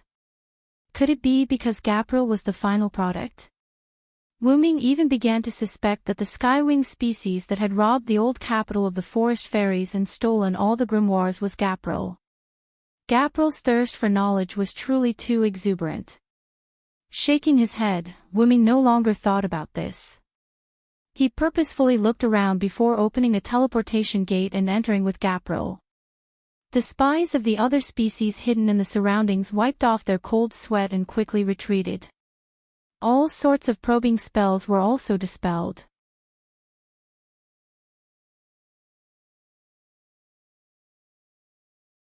Chapter 460. In a cave, the water around him shimmered with the light of special ores. Rick was still wearing his tattered clothes from the forest god's attack. He sat on a stone bench uneasily. However, he was not alone. In this cave, there were other ghosts that Rick had chosen. Rick had asked them to rest in other caves. Rick wanted to be alone in this cave. They were all missing an arm or a leg, but fortunately, none of them were missing. Wuming's potion was indeed effective. None of them were crippled or had their skin fester due to the black ash, but they were still missing an arm or a leg. The ghosts did not always apply the black ash. They only applied it when they arrived at their destination and began their mission. This meant that they did not have any black ash on them when they were on their way. Putting aside the demons hidden on the continent, there were also those who were alone or hidden in the path that the ghosts had to pass through. Any single person of another race who accidentally discovered the ghosts was enough to pose a fatal threat to the ghosts. Coupled with the dangerous environment, it was a miracle that the ghosts were only missing an arm or a leg. There were no casualties. This is the possibility of being human. However, in the face of absolute power, we humans are still too weak, Rick said self-deprecatingly when he thought of everyone's efforts. Rick had been returning to this stronghold ever since Wuming teleported him back to Lucia. However, his luck was not good. He ran into a skywing on his way back. How is that possible? Aren't the skywings at war with the forest goblins and goblins? Rick was dumbfounded. Without the black ash, the skywings had long seen through his human identity. Now, Rick was prepared to die. Oh, a special human. This feeling of facing death with equanimity. Are you prepared to die? As he had lost his right arm, Rick took out a dagger with his left hand and glared at the skywing in front of him. Although Rick used his left hand to wield the dagger, it did not affect him much. To survive in such a world, it was necessary for both hands to master the way to use weapons. Not a bad eye. Looks like I'll have a decent spoil of war today. The Empyrean Wing smiled. As someone who was very familiar with other races, Rick naturally knew that the spoils of war the Skywings were talking about were the severed heads. Well, it just so happens that I have something to do right now. I'll put your head on your neck first. It was as if the Empyrean Wings were playing a prank on him. With a delighted smile, they took to the sky and left. Then, Rick slumped to the ground.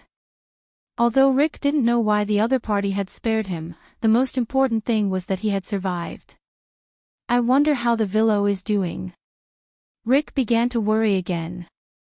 No matter how he looked at it, the person who had taken his arm was not someone to be trifled with. Not to mention, Wuming had called her the forest god Canis. Although he did not know if it was the real forest god Canis, Rick knew that the enemy was not to be trifled with. The Earth's core has indeed been pierced through, so the Star Cup should have been released as well. Then, the Earth's crust shook violently last night. Could it be that the gods were fighting for the Star Cup? Rick frowned. Rick saw the Earth's core being pierced through, but he did not see who had obtained the Star Cup. Therefore, Rick guessed that the Earth's crust shaking was caused by the gods fighting for the Star Cup. Rick's guess was not wrong. Wuming and the Star Cup's consciousness were indeed fighting for their lives. It was inevitable that whoever won would obtain the Star Cup. However, if you think about it carefully, this is also beneficial to humans. No matter which god gets the Star Cup, the war will naturally end. However, Rick immediately shook his head. A god who can't ensure the safety of humans, possessing the Star Cup is equivalent to giving humans an unprecedented disaster. Rick sighed helplessly. I can only rely on you, Lord God from another world. After all, Rick still dared to prance around under the eyes of a god, but Rick really did not dare to snatch something from a god. It should be said that he could not snatch it. Humans without power could only lead the war to an end. If humans really had the power to change the outcome of the war, then humans would not be where they were today. Then I'm really honored, Rick. Suddenly, Wuming's voice sounded in the cave. Lord God. Rick looked at the source of the voice excitedly, but his voice came to an abrupt stop. It was not because of Wuming, but because a skywing species was following behind Wuming. Moreover, it was the skywing species that had let him go. In an instant, countless questions arose in Rick's mind. Why would the Lord God have a skywing species behind him? Wasn't the skywing species a subordinate of the war god Arceus? Could it be that the Lord God and Arceus worked together? Many questions filled Rick's mind. Seeing Rick's eyes constantly changing, Wuming easily guessed his thoughts. Arceus is dead. I defeated him. Wuming's words shocked Rick. To be able to defeat the war god who was known as the strongest in this world, did that not mean that this Lord God from another world was even stronger than the war god? Then, the skywing species behind you is... Rick looked at Jillian, who was still smiling. Now, the skywing species has already defected to my command. These words made Rick lose his composure. Ha! Let's put it this way. Just treat it as my reward for defeating the final boss. Wuming smiled at Rick. How can there be such a reward for defeating the Demon King and subduing the Demon King's army? Rick roared angrily. Forget it. Let's not talk about this for now. Rick rubbed his head as if he had a headache, then looked seriously at Wu Ming. Star Cup. How is it? Hearing Rick's words, Wu Ming smiled, and then golden ripples appeared beside him. Seeing the golden ripples for the first time, Jillian showed interest and curiously stared at the golden ripples. Wu Ming reached his hand in, then out again. In an instant, the cave, which was originally extremely dark even with the light of the oars, became as bright as the outside. The reason was the cup-shaped object in Wu Ming's hand, which was emitting endless light. Without a doubt, this was the Star Cup. Jillian and Rick both looked at the cup in shock. This was the symbol of the planet's ownership. Although the two of them had no intention of becoming the planet's master, they could not help but care about the Star Cup. This thing was simply too beautiful. This was Rick's first thought. Rick was deeply immersed in the warm light of the Star Cup and did not speak for a long time.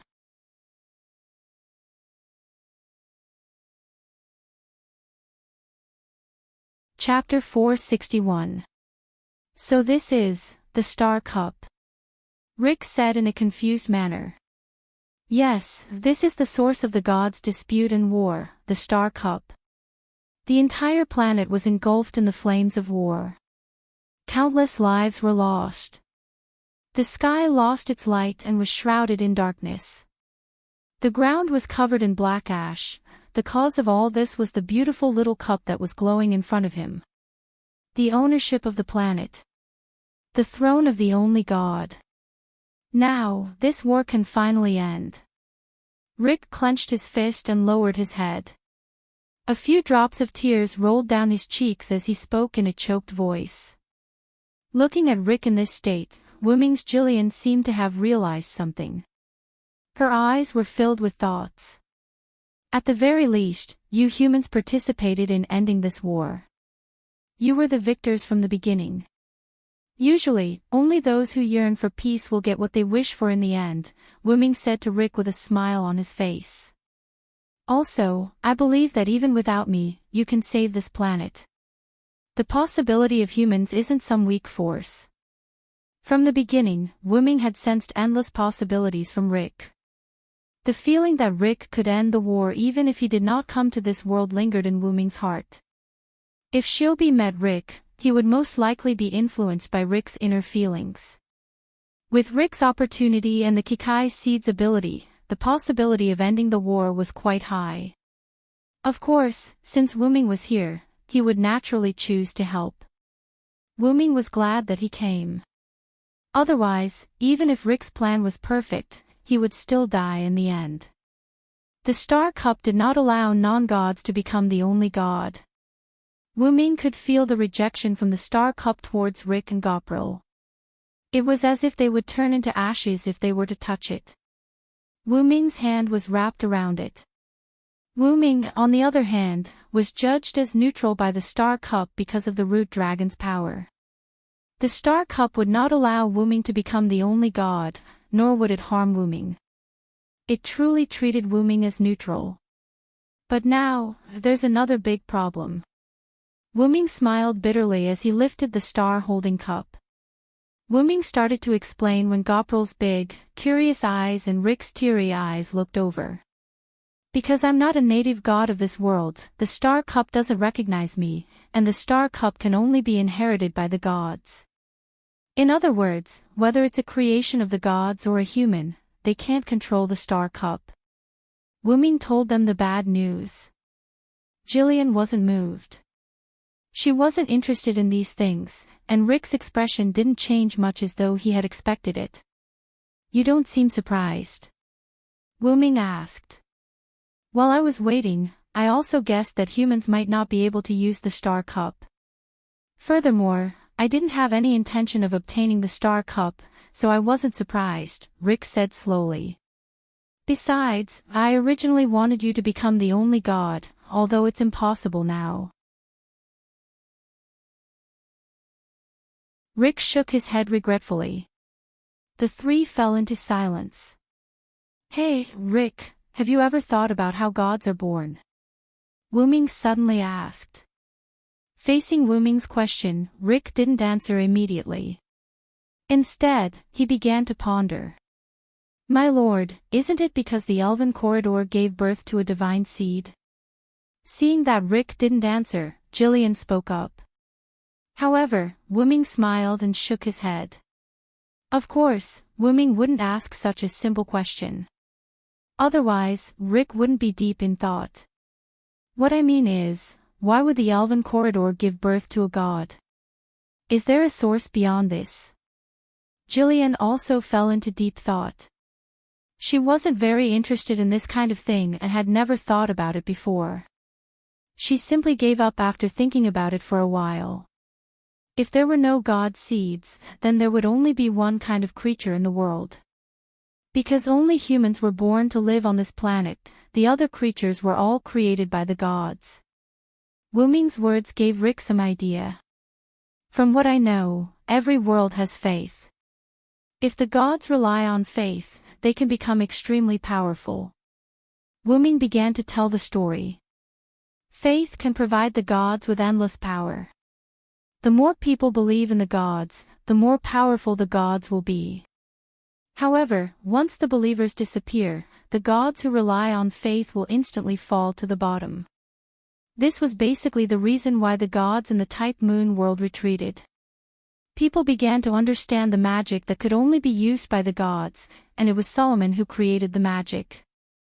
People began to understand mystery, no longer held reverence, no longer believed, and slowly began to believe in science. As for the gods, they can also be born from faith. Wu Ming's words shocked Jillian. My lord, do you mean that the divine seed is born from faith? Then, Jillian began to think. The divine seed was born from faith. If that was the case, before there were divine creations and gods, whose faith gave birth to the divine seed? Jillian looked at Rick. Without a doubt, the answer was humans. They had no power, no spirits in their bodies, and were extremely weak. However, they were able to play a role in ending this great war. Although in Jillian's eyes, humans were still insignificant, this war was just humans basking in her lord's glory. You should have thought of it, Rick. The humans' faith gave birth to the gods, and the gods created various races. Wu Ming nodded, then looked at Rick. The forest god, the forge god, the war god, the doubt god, the ocean god. All the gods had their own duties. The war god was born from war, hatred, and blood. The forest god was born from nature, greenery, and plants. The ocean god was born from the ocean, various gods, and so on. Ah. Of course, I have thought of it. The thoughts of the foolish ancestors turned into a disaster for their descendants. How ironic. Rick clenched his fists tightly. At this point, he finally understood everything. Why were humans different? Why were humans without any special characteristics? Why were humans without gods? Why were humans so weak? It was all because there were only humans on this planet. Because of the human thoughts, this magical planet's mother gave birth to her younger brother in her own body. However, in the end, the younger brothers of the humans created various descendants, and the younger brothers ignored the humans as their elder brother in order to fight for the position of the family head. Or rather, they never thought of themselves as having an elder brother from the beginning.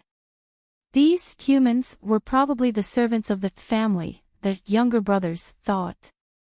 Then, the Earth's mother was scarred, and the only elder brother could not stand it anymore. He began his journey to end this farce of a family power struggle. What a crappy family drama, Wu Ming mocked. Then, Wu Ming looked at the disappointed Rick. Hey, Rick, we need a new god, don't we? Another sentence made Rick realize something. You mean?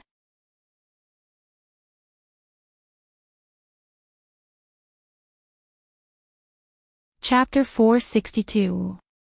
Relying on the faith of humans to give birth to another god. Rick naturally understood what woming meant. However, there was no god that could be born just like that. Even the other divine beings were born after who knows how many years.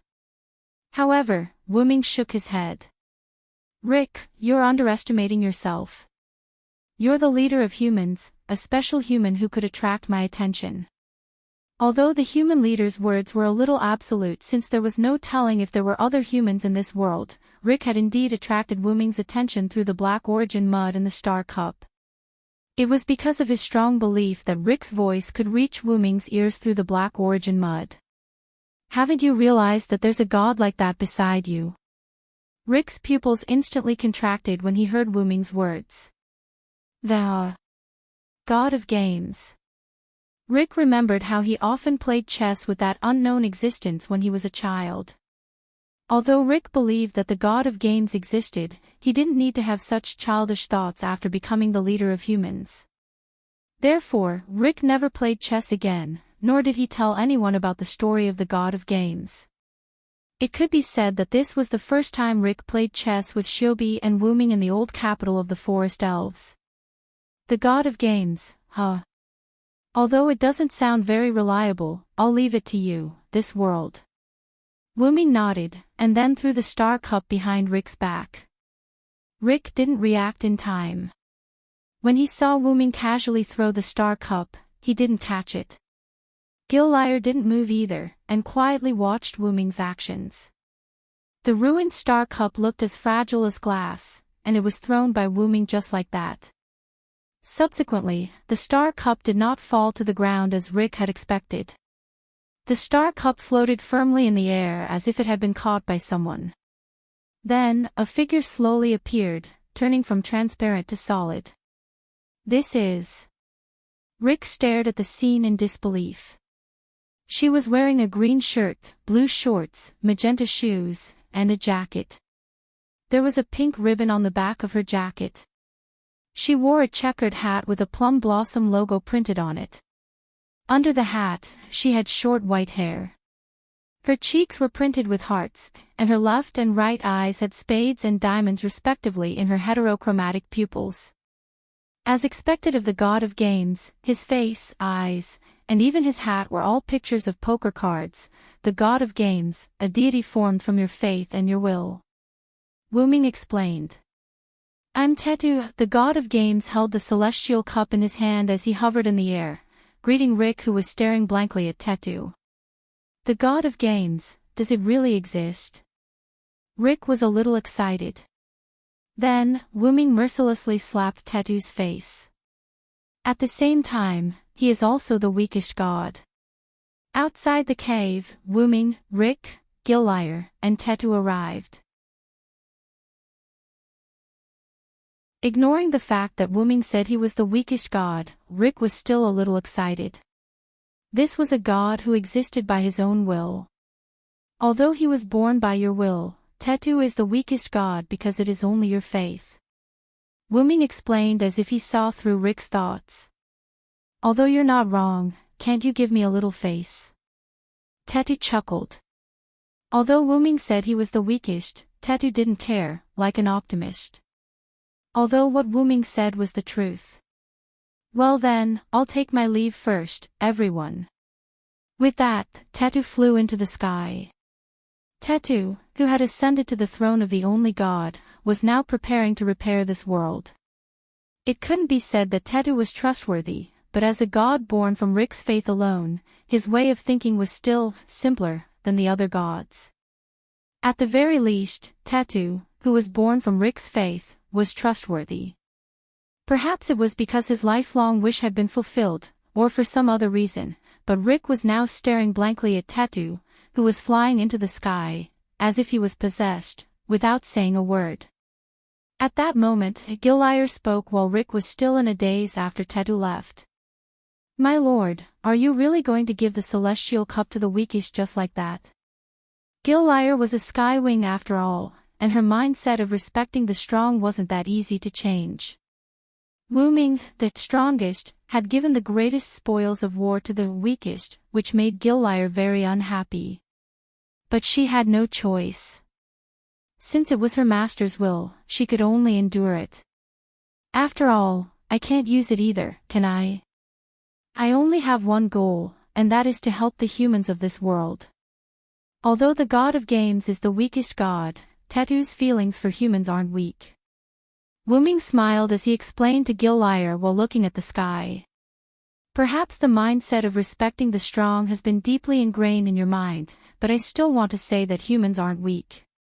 However, Gillyre still looked as if she didn't agree with that. Through the thoughts of humans, other gods were born. Are humans weak? Not at all. Gillyre then refuted Wuming's words. But even so, my lord, humans are on the brink of extinction in this war. This is a fact that you can't refute. Gillyre first bowed to Wuming to atone for her rebuttal, before continuing. Even so, in the end, the celestial cup was still obtained by a god born from the faith of humans. It can be said that humans have won this war. Wuming smiled. After all, the condition for humans to win was the end of the war, while the condition for other gods to win was to obtain the celestial cup. I defeated Arthas.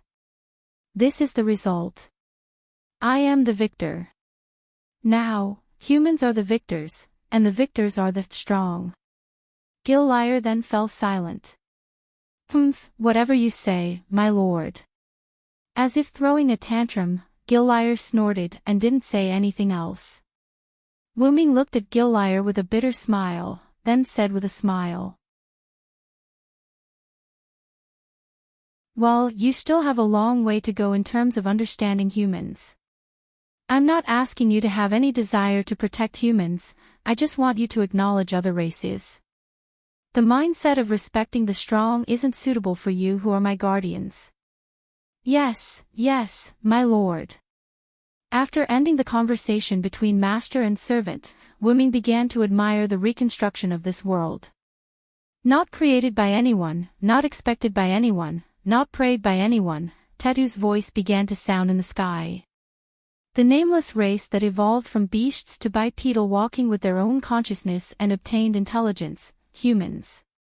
Tetu's voice wasn't loud, but it was as if the entire world could hear him. For such a race, I, as the only god, grant you a name. Humanity, race of humans. The moment the humans were given their names, the sky of this planet lit up. The dark clouds all disappeared, and the sun was exposed. Plants instantly covered the earth, butterflies fluttered among the flowers, and birds soared freely in the sky. The entire world seemed to be alive again. Not only that, but most of the terrain was also changed, and there were more chess pieces on the ground. Next, the exceed 16 races, who claim to have intelligence. You will swear to the covenant as your worship, abide by the rules of the 10 covenants, and start a new game in this new world. Well then, let's continue the game. Listening to Tetu's speech and looking at the land that was restored to life, Wuming smiled helplessly. Well done, but all I can say is that is expected of the god of games. So, my lord, do you want the celestial cup back? Gillyre egged him on. Well, looking at the tears of joy flowing out of Rick's eyes as he looked down at the land that was restored to life, Wuming turned to leave. Since I'm not interested, I'll leave the rest to the players.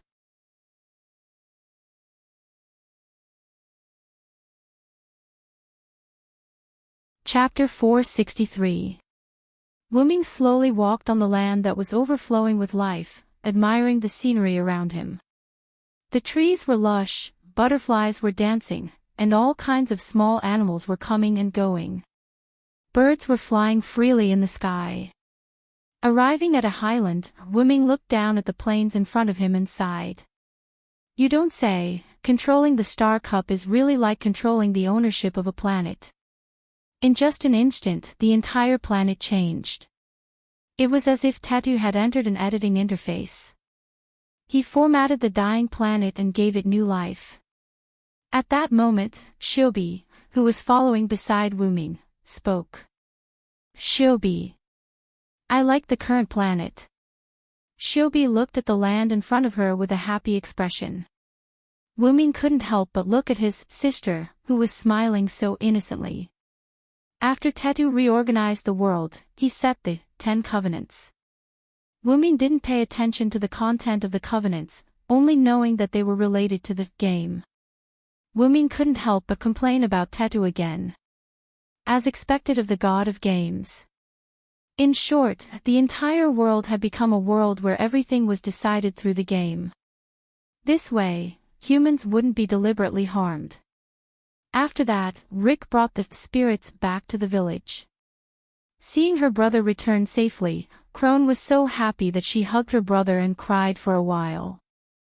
Wuming, on the other hand, quietly cancelled his clone and came to the village.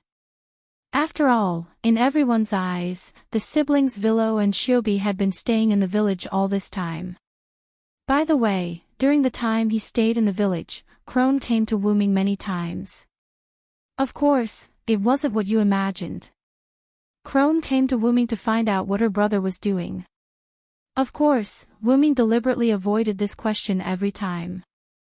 After some time, Crone gave up on getting information from Wuming and turned to Shiobi. After spending so much time together, Crone understood the relationship between Wuming and Shiobi. A kind and capable brother and a shy and innocent sister who always hid behind her brother. In Crone's impression, Shiobi and Wuming had never been separated and were always together. Therefore, Crone thought that Shiobi must know something about him. After all, she was a child and it was easy to get information from her. That was Crone's idea, but reality slapped her in the face. Shiobi, who had been instructed by Wuming, was naturally feigning ignorance and not telling Crone. Although Crone wasn't happy that she couldn't get anything out of Shiobi after half a day, thanks to this, her relationship with Shiobi, they were like sisters. Thanks to Crone, Wuming, but Shiobi's,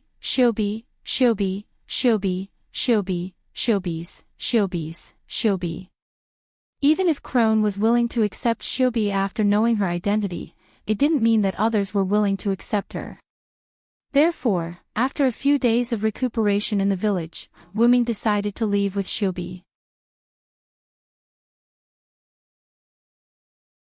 He would let the image of a kind and reliable brother and a pure and timid sister be fixed in the hearts of Crone and the others. Wuming used the excuse of Shiobi and I are going back to our hometown and the current world is decided by the game, so there's no need to worry about safety, to leave with Shiobi. Wuming still remembered the scene of everyone sending them off. Crone hugged Shiobi and cried, while Rick and Wuming shook hands. Rick knew that once Wuming left, it was very likely that he would never see him again in this lifetime. Take care, Villo. You too, Rick. There weren't many words, nor were there any words of gratitude.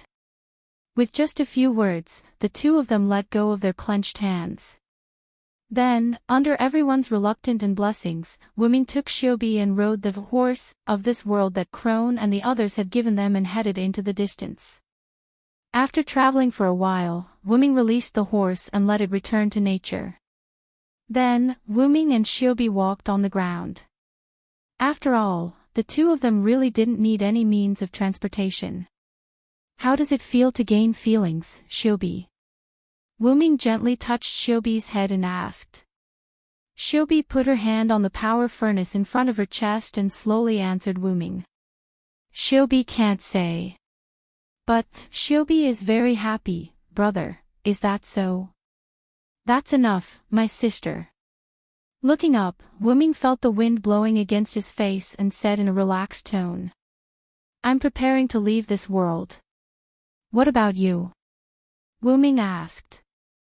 Shiobi understood what Wuming meant. She was abandoned by the Kikai seed and the possibility of her returning was not high. Therefore, Wuming wanted to ask if she wanted to go with him. Then, Shiobi shook her head. Shiobi is preparing to return to the Kikai seed and pass on her feelings to everyone. Shiobi stared at the pair of mechanical eyes. Although it was mechanical, it was full of charm and emotions like a living creature. This is going to be a tough road. Are you ready? Wuming once again patted Shiobi's head and exhorted his sister like an elder brother. Yes, Shiobi is ready. Shiobi will definitely let all the Kikai seed gain feelings, brother. Shiobi looked at Wuming with a smile. Through those eyes, Wuming read the firm belief. Wuming smiled and then activated the soul of words.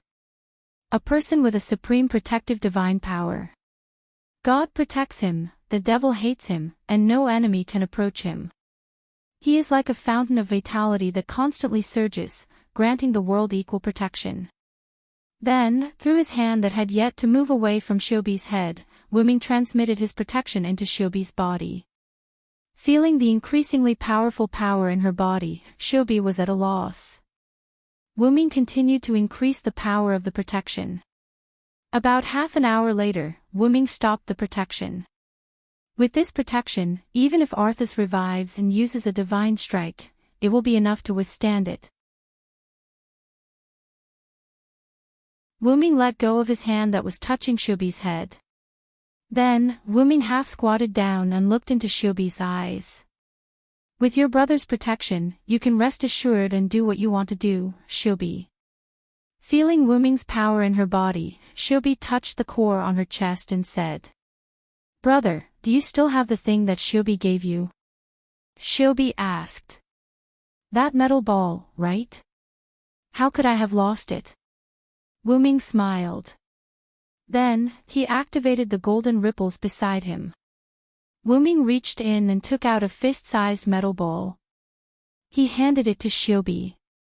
Shiobi took the ball and placed it on her chest. Then, the ball seemed to come to life and emitted light. Shiobi's core was visibly split into two, and half of it was sucked into the ball. Then, Shiobi removed the ball and handed it to Wuming. Shiobi has your power, so the core no longer restricts Shiobi.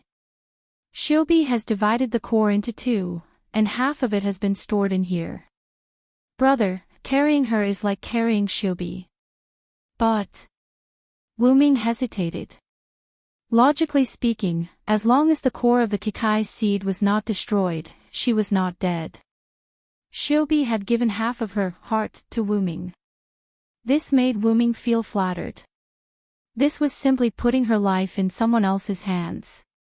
Brother also said that the world is not dangerous now, and I believe in my brother.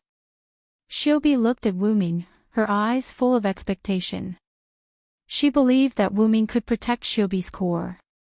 This was what Wuming read through Shiobi's eyes. Give me their heart, I will never let it go for the rest of my life. Shiobi too, with your brother's power, Shiobi will not let go of your brother. The wind blew, brushing the grass on the ground. The sun shone gently on the brother and sister on the ground. Everything was so beautiful.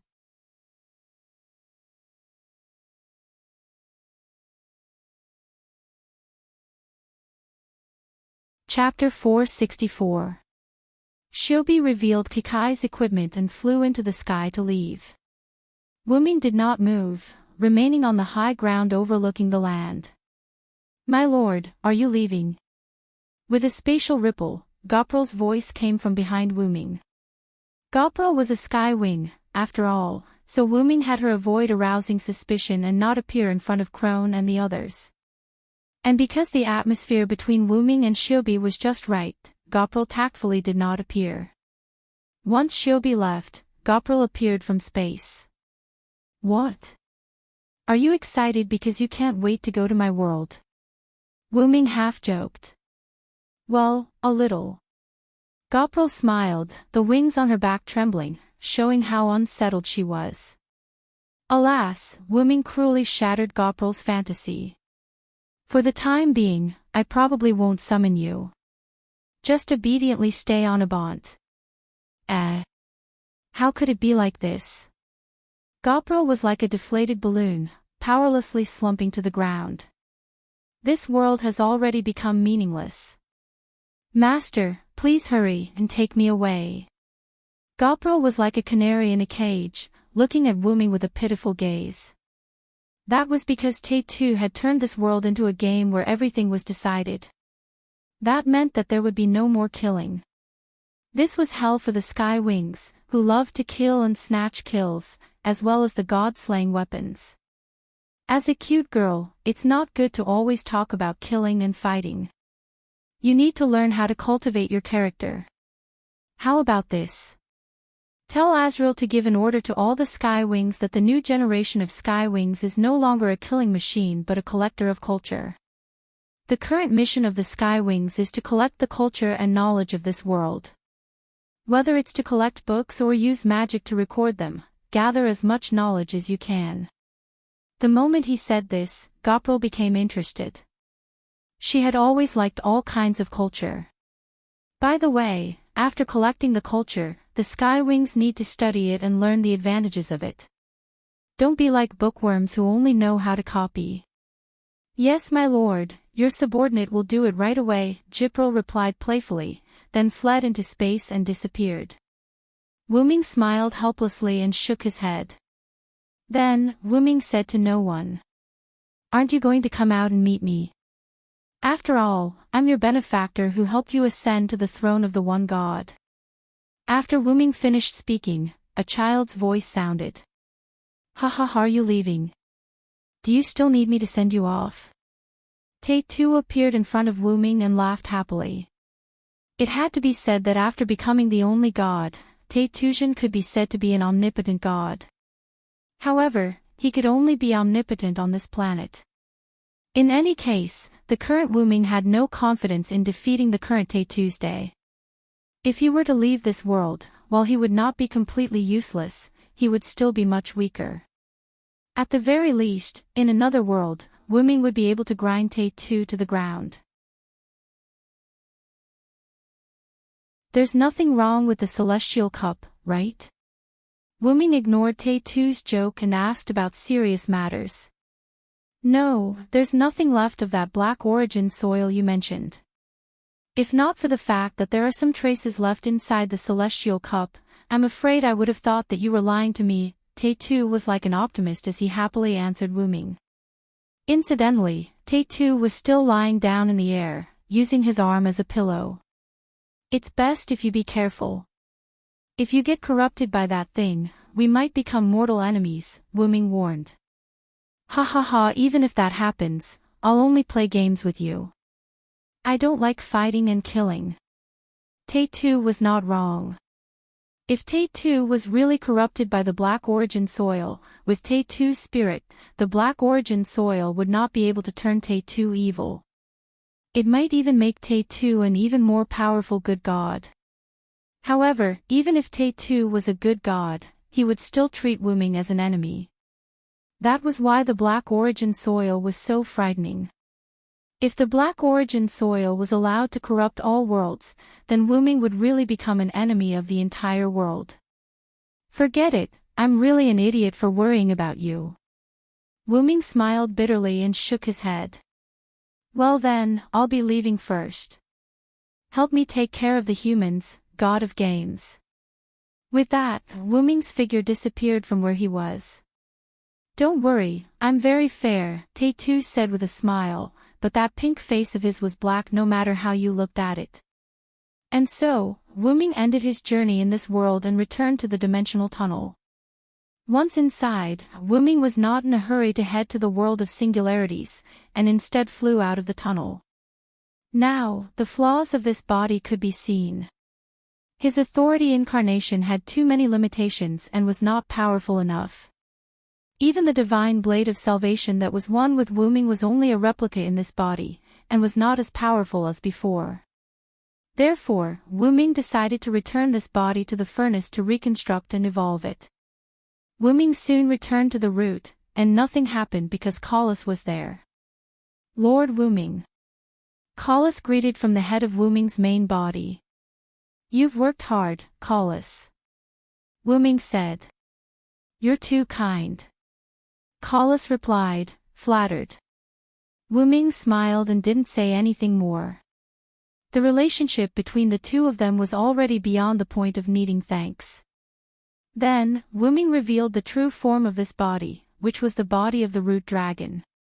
Wuming looked at his main body, which was much smaller than before, and was a little troubled. So it's time to level up.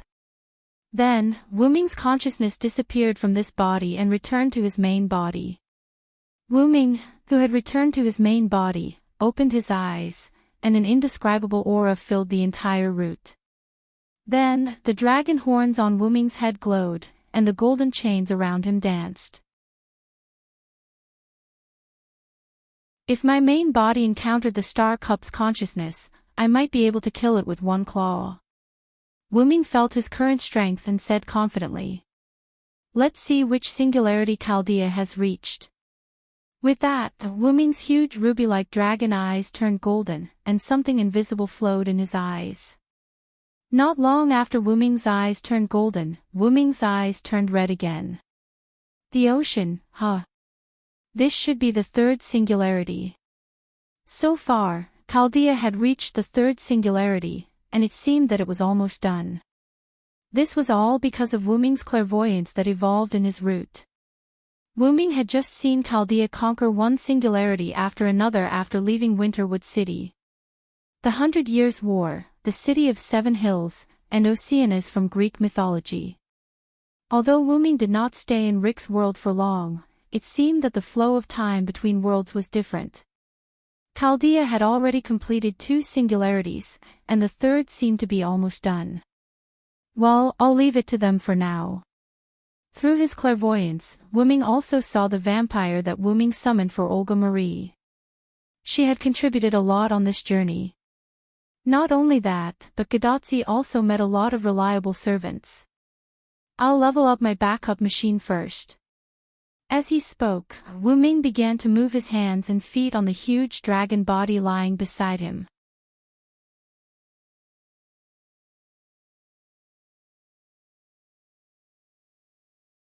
Chapter 465. Inside the Root of Origin, Wuming had been upgrading his own body for some time. Because there were many things that needed to be upgraded, after Wuming came up with a general format, he put the body aside, and then channeled the power of the Root of Origin into the body, allowing it to be modified by the Root of Origin's energy. That's it for now. Wuming nodded the huge dragon head in satisfaction. Chaldea should have finished conquering the 4th singularity, right? How about I go to the next singularity and wait for them?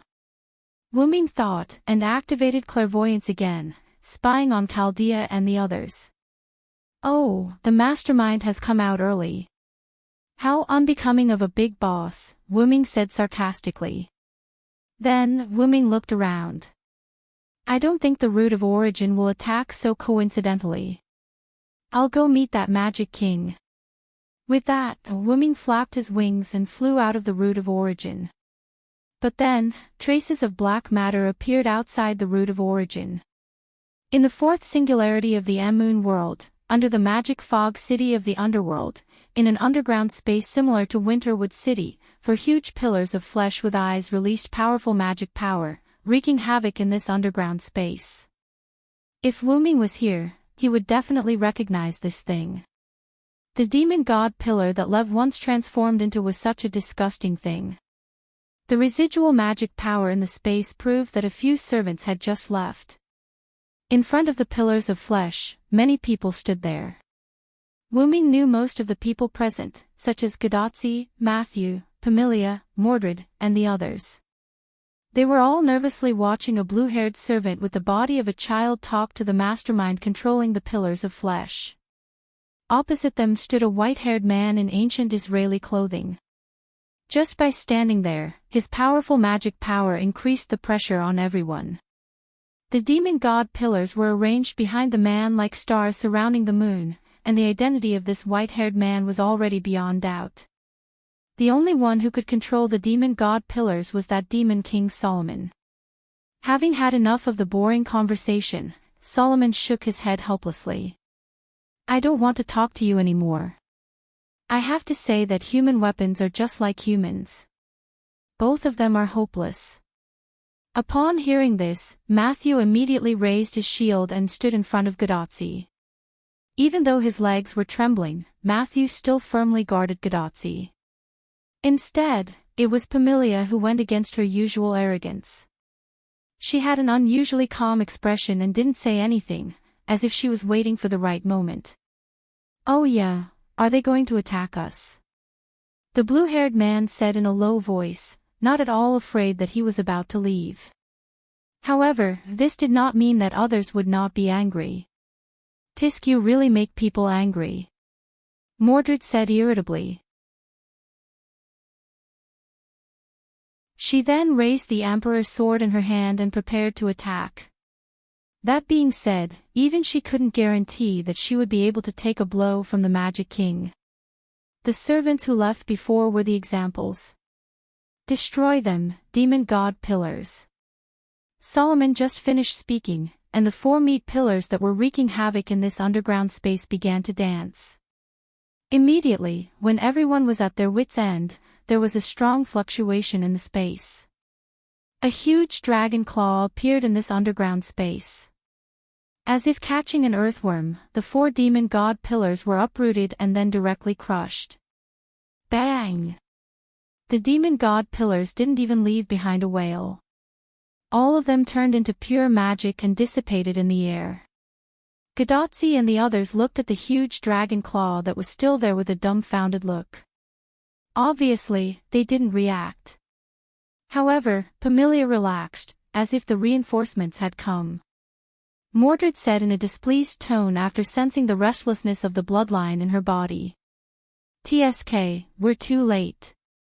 Mordred complained, but her tone had already relaxed. Then, when Gadotsi and the others were wondering who saved them, Solomon opened his mouth. "I didn't expect you to come here with your original body." "Same here, didn't you also come here with your original body?" Wu Ming's voice came into this space.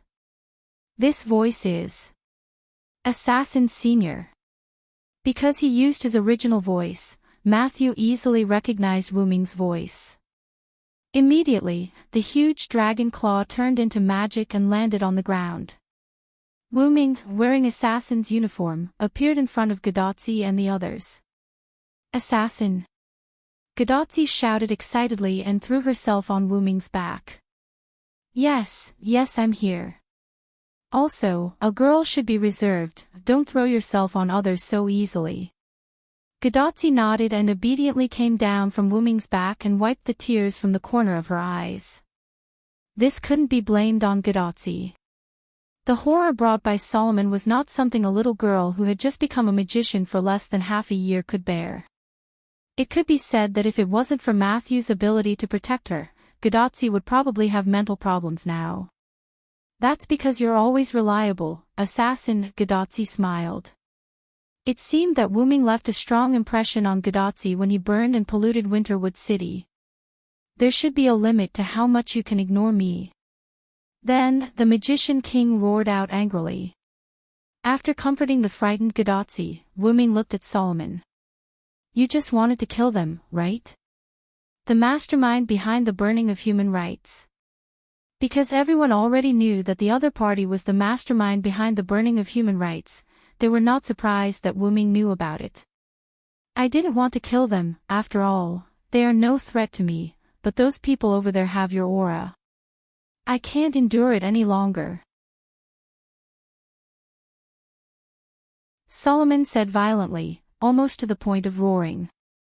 Solomon's eyes were blood-red at this moment, and his mouth was cracked open like a monster. Black threads also appeared on Solomon's body, and countless magic power was released as if it was free. Wu Ming's eyes narrowed slightly. Taking a closer look, these are not threads, these are all small black mud. Because of the black mud, Solomon had a strong killing intent towards Wu Ming, and this killing intent implicated Gadotsi and others.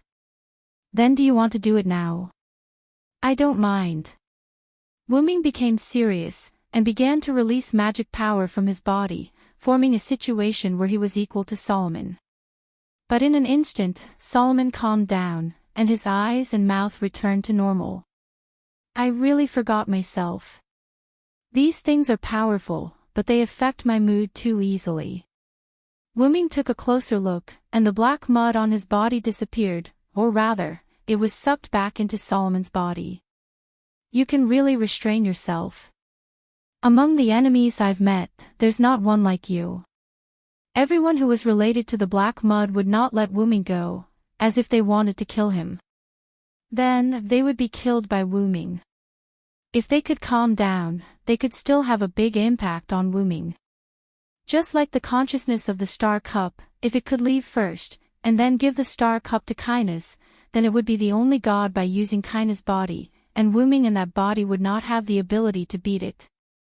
After all, even the weakest Teto became the only god. Wuming did not dare to say that he could beat him. From this, it could be seen that the Magic King was able to suppress his desire for Wuming, and could be said to be the ultimate big boss. That's all for now, I'll bring you some good stuff at the next singularity. After saying that, as if afraid that his desire for Wuming would flare up again, the Magic King left. It was good that he left, this made Wuming worry less. After all, if they fought, Gadotsi and the others behind him would be a burden. Then, Gadotsi and the others, who had been silent all this time, began to ask questions.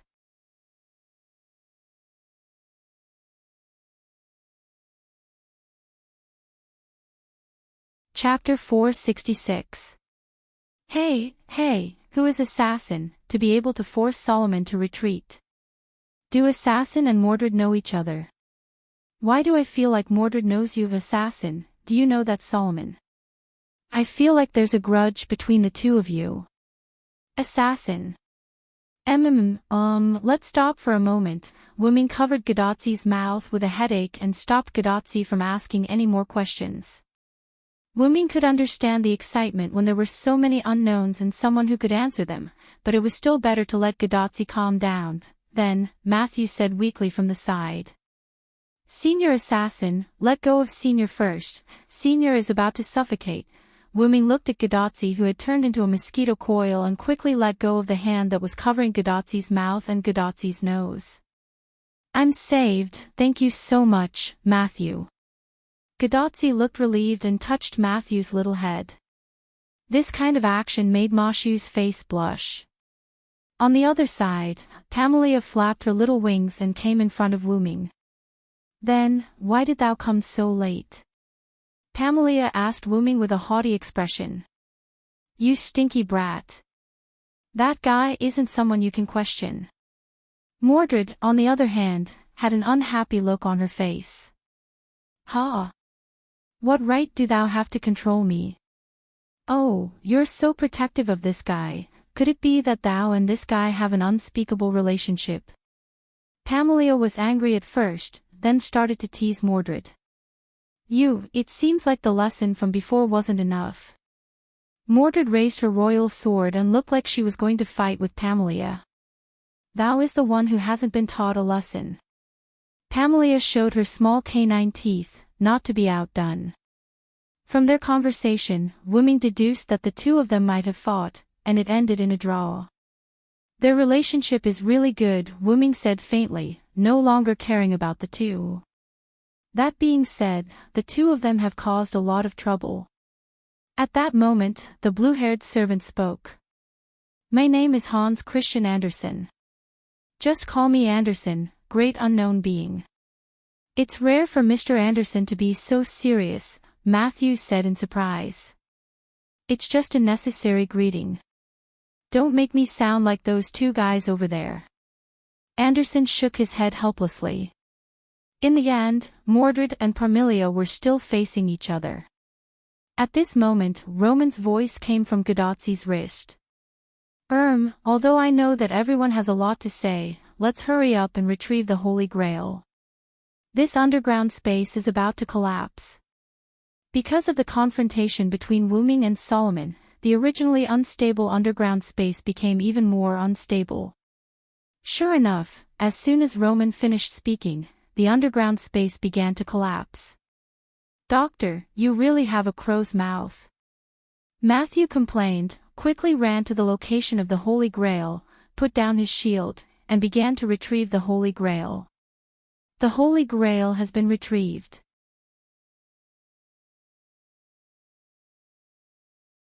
I'm sorry, assassin, although I would like to talk to you, we have to hurry back to Chaldea.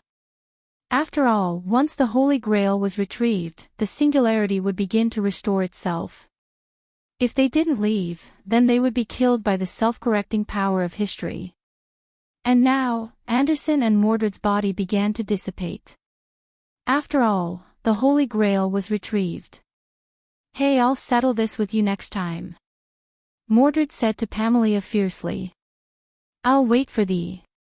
Pamela also replied, not to be outdone. I can finally leave. With him here, there's nothing for me to do. Goodbye, everyone. Anderson sighed with a melancholy and rejoiced expression, then accelerated the speed of his body's disappearance. Humph. Mordred looked at Wuming, then snorted and disappeared as well. So dishonest, Wuming smiled. Then, I'll start the race shift now.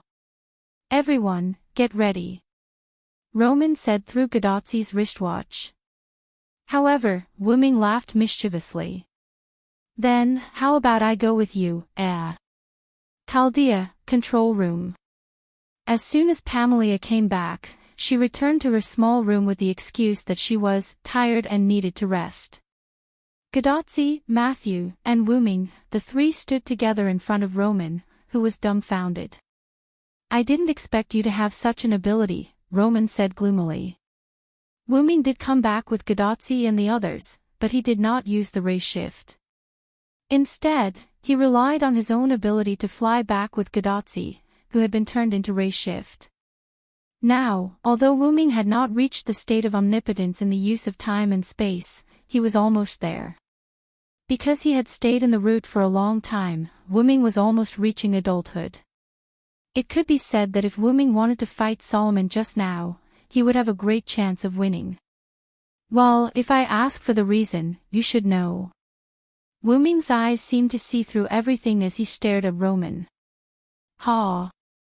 Ha! Is that so?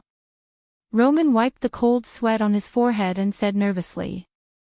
I won't be in a hurry to leave.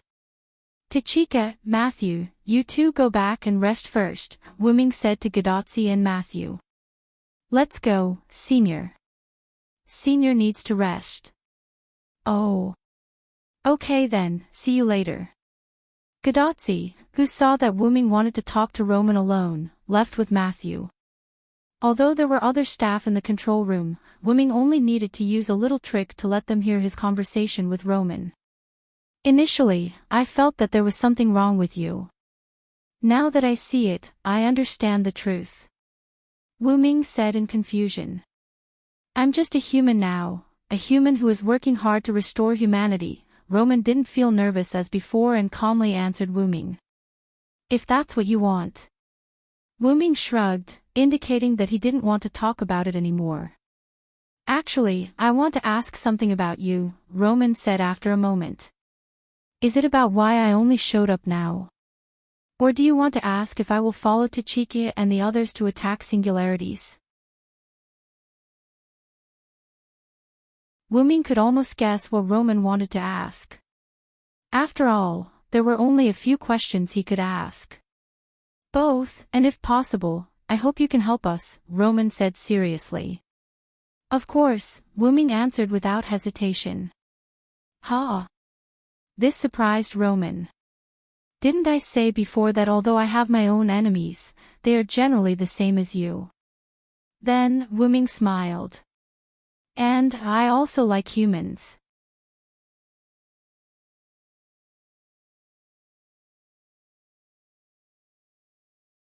Chapter 467.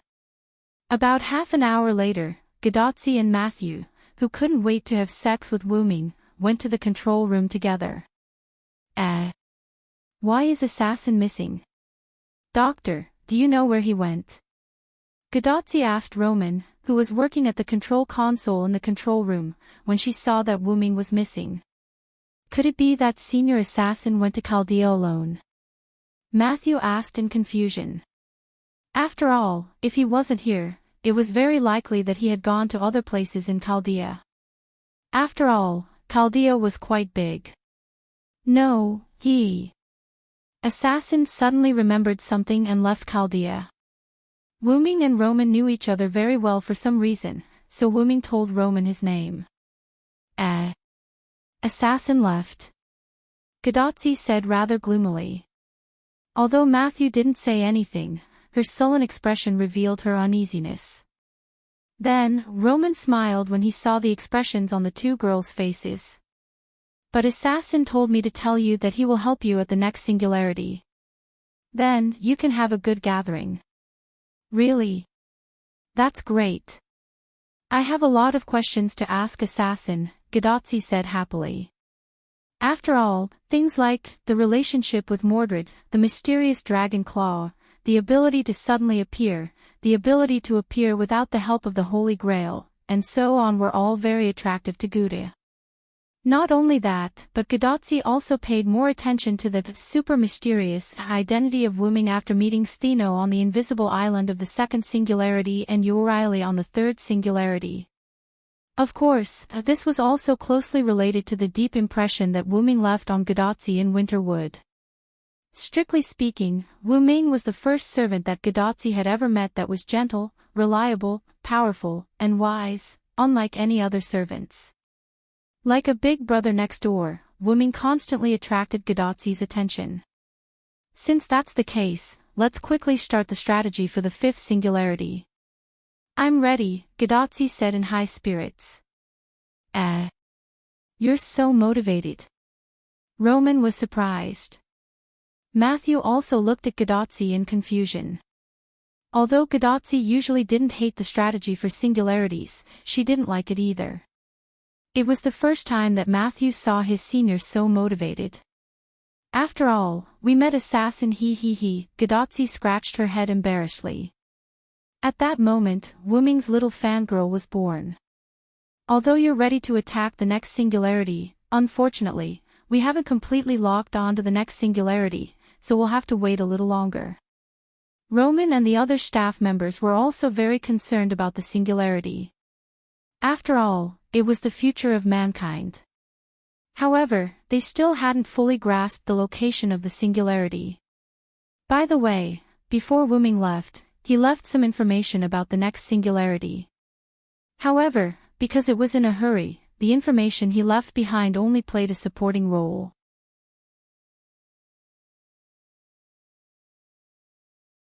After all, Wuming's method of searching for singularities was completely different from Chaldea's method. Although they were similar, they could only play a supporting role. This was also why Chaldea and the others were able to lock on to the fifth singularity so quickly as soon as Gadotsi returned from the fourth singularity. By the way, you didn't disturb the director, right? Roman asked quietly. Gadotsi quickly waved her hand. No, after all, the director just started, what's the word again? Yes, she's in seclusion. We didn't disturb her. Yeah. Matthew nodded. This allowed Roman to breathe a sigh of relief. Ever since Olga Marie returned to Chaldea, she had assumed the position of director and was in charge of the overall situation. However, it seemed like the heavens were playing a joke on her. After returning to Chaldea, Olga Marie was unable to perform the race shift. This made her, who was preparing to go to the first singularity with Gadotsi, stay in the frame like a fool after the race shift was performed. In addition, although Pamilia was not very obedient, at least she was helpful to Gadotsi and the others in attacking singularities.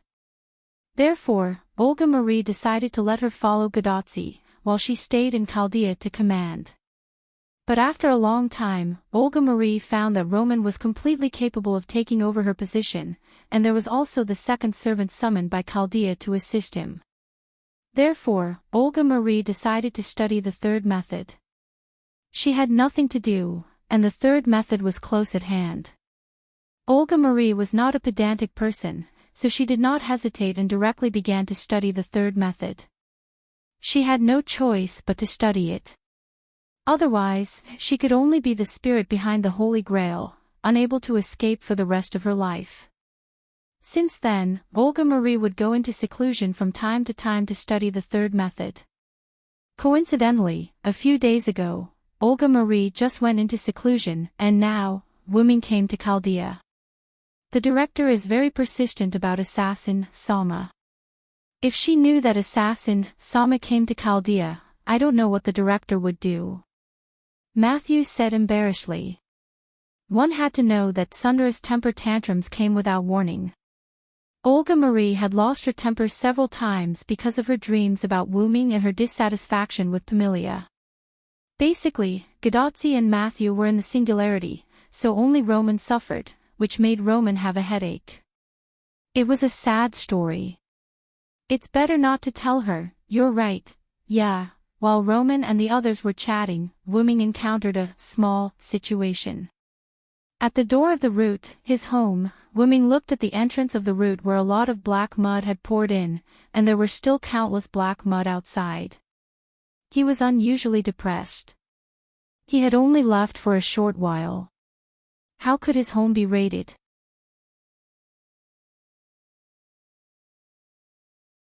Left with no choice, Wuming temporarily cut off control of his main body and let Collis move his body a little in the air.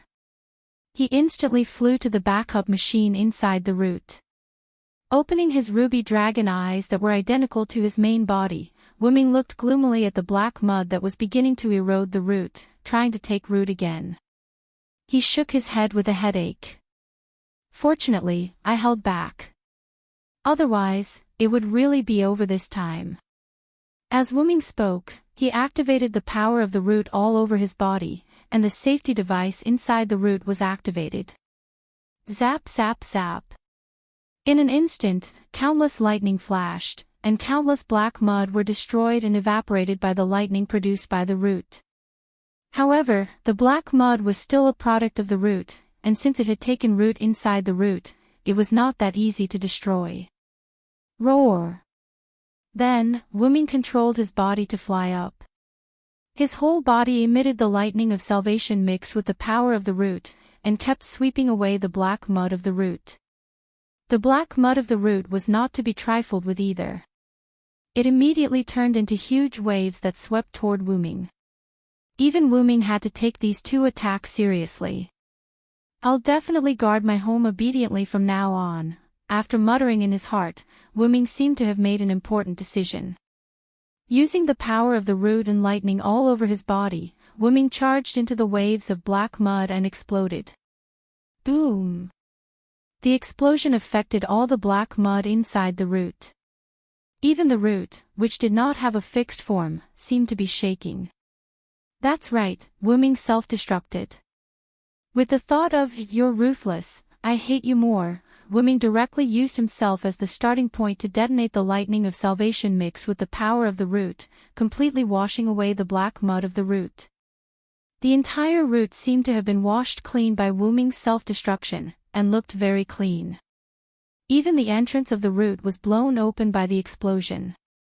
At this moment, Wuming's main body in the outside world opened his eyes, flapped his wings, and flew into the root before the black mud of the root could reassemble.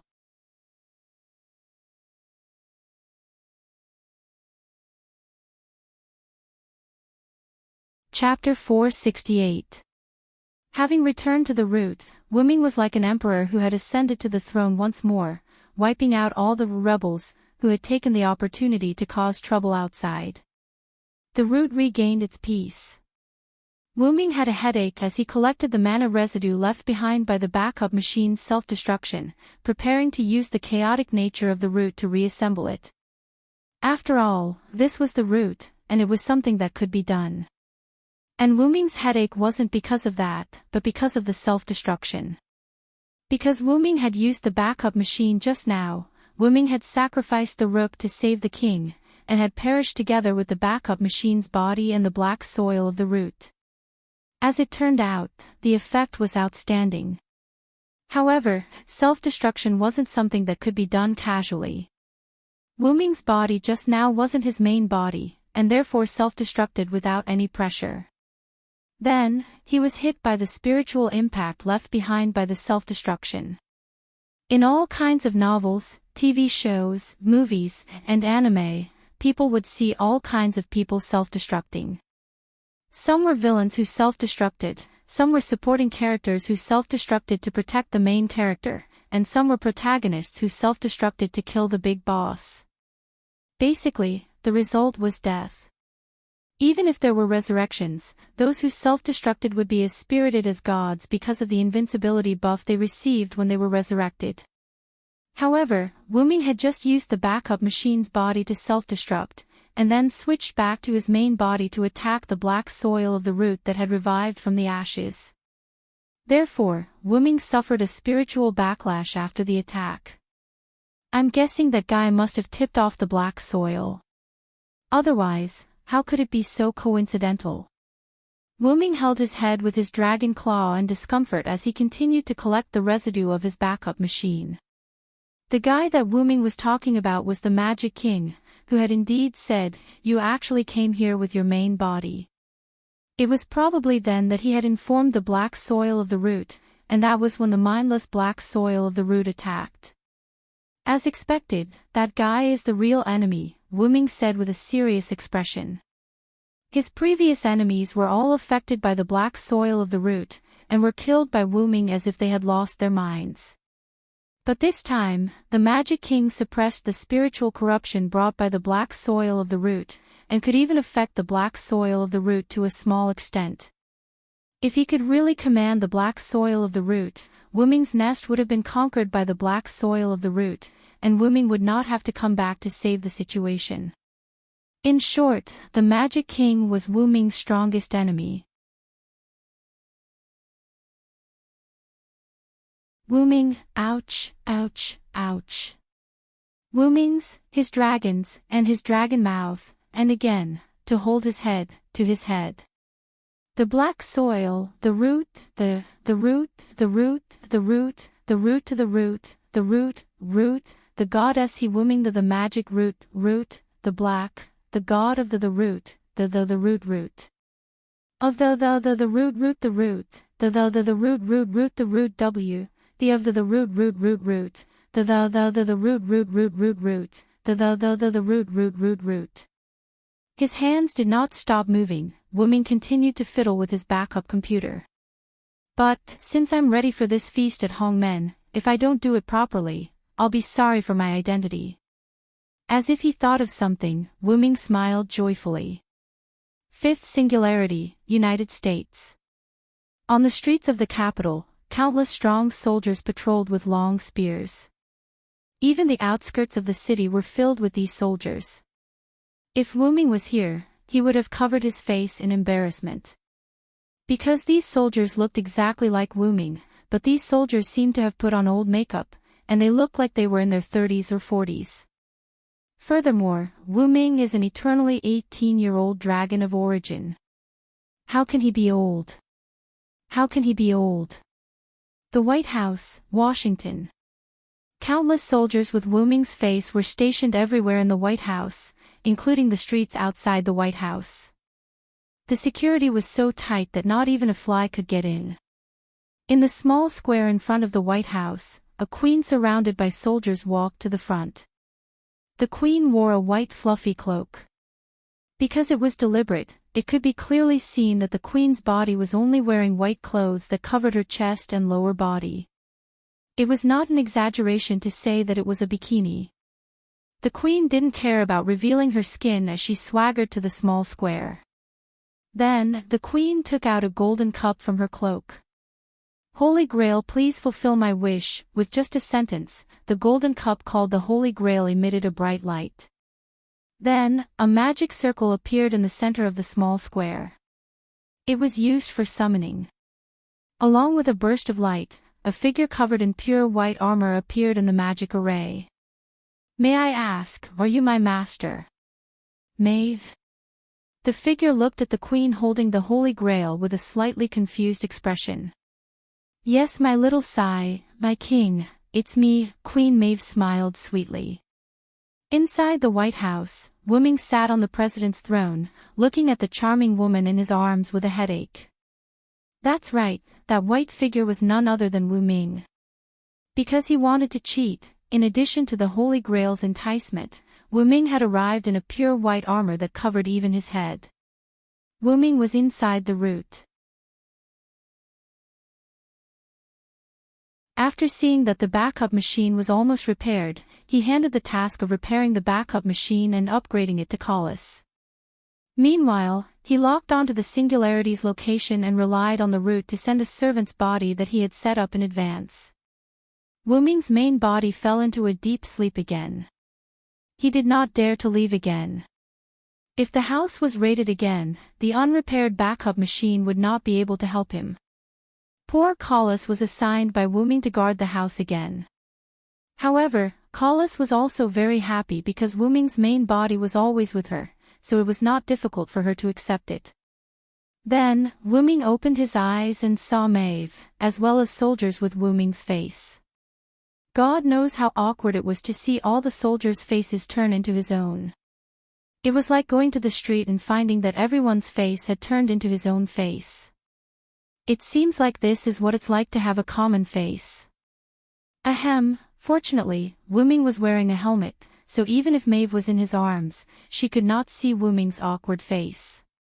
Wu Ming watched as Maeve pulled him into the room and made him sit down. Then, Wu Ming watched as Maeve sat in his arms, rubbed against him, and laughed happily. Only now did Wu Ming realize what was going on. Because Wu Ming was thinking about the soldiers with Wu Ming's face. Ahem. In fact, Wu Ming already knew that Maeve wanted to take him to this empty room to do something embarrassing. After all, it was Maeve, of course. Wu Ming, who retained his virginity, refused. In the end, she just sat in Wu Ming's arms and rubbed against him. Long time no see, Maeve. No matter what, it was not wrong to say hello first. Wu Ming and Maeve had indeed not seen each other for a long time. And then, that's all you want to say, Maeve smiled charmingly and said while hugging Wu Ming's neck. Now, Wu Ming only had one thought in his mind. And that was, Maeve, do you feel uncomfortable with this armor? If you feel uncomfortable, then come down.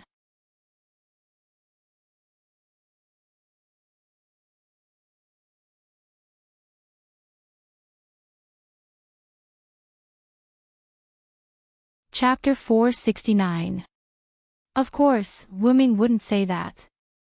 If he said that, with Wu Ming's understanding of Maeve, she would definitely answer that way. It's very uncomfortable, then little sigh, take off your armor, how about we do something with love, ahem. Back to the topic. I only traveled to a lot of places and didn't have time to go back, Wu Ming said seriously.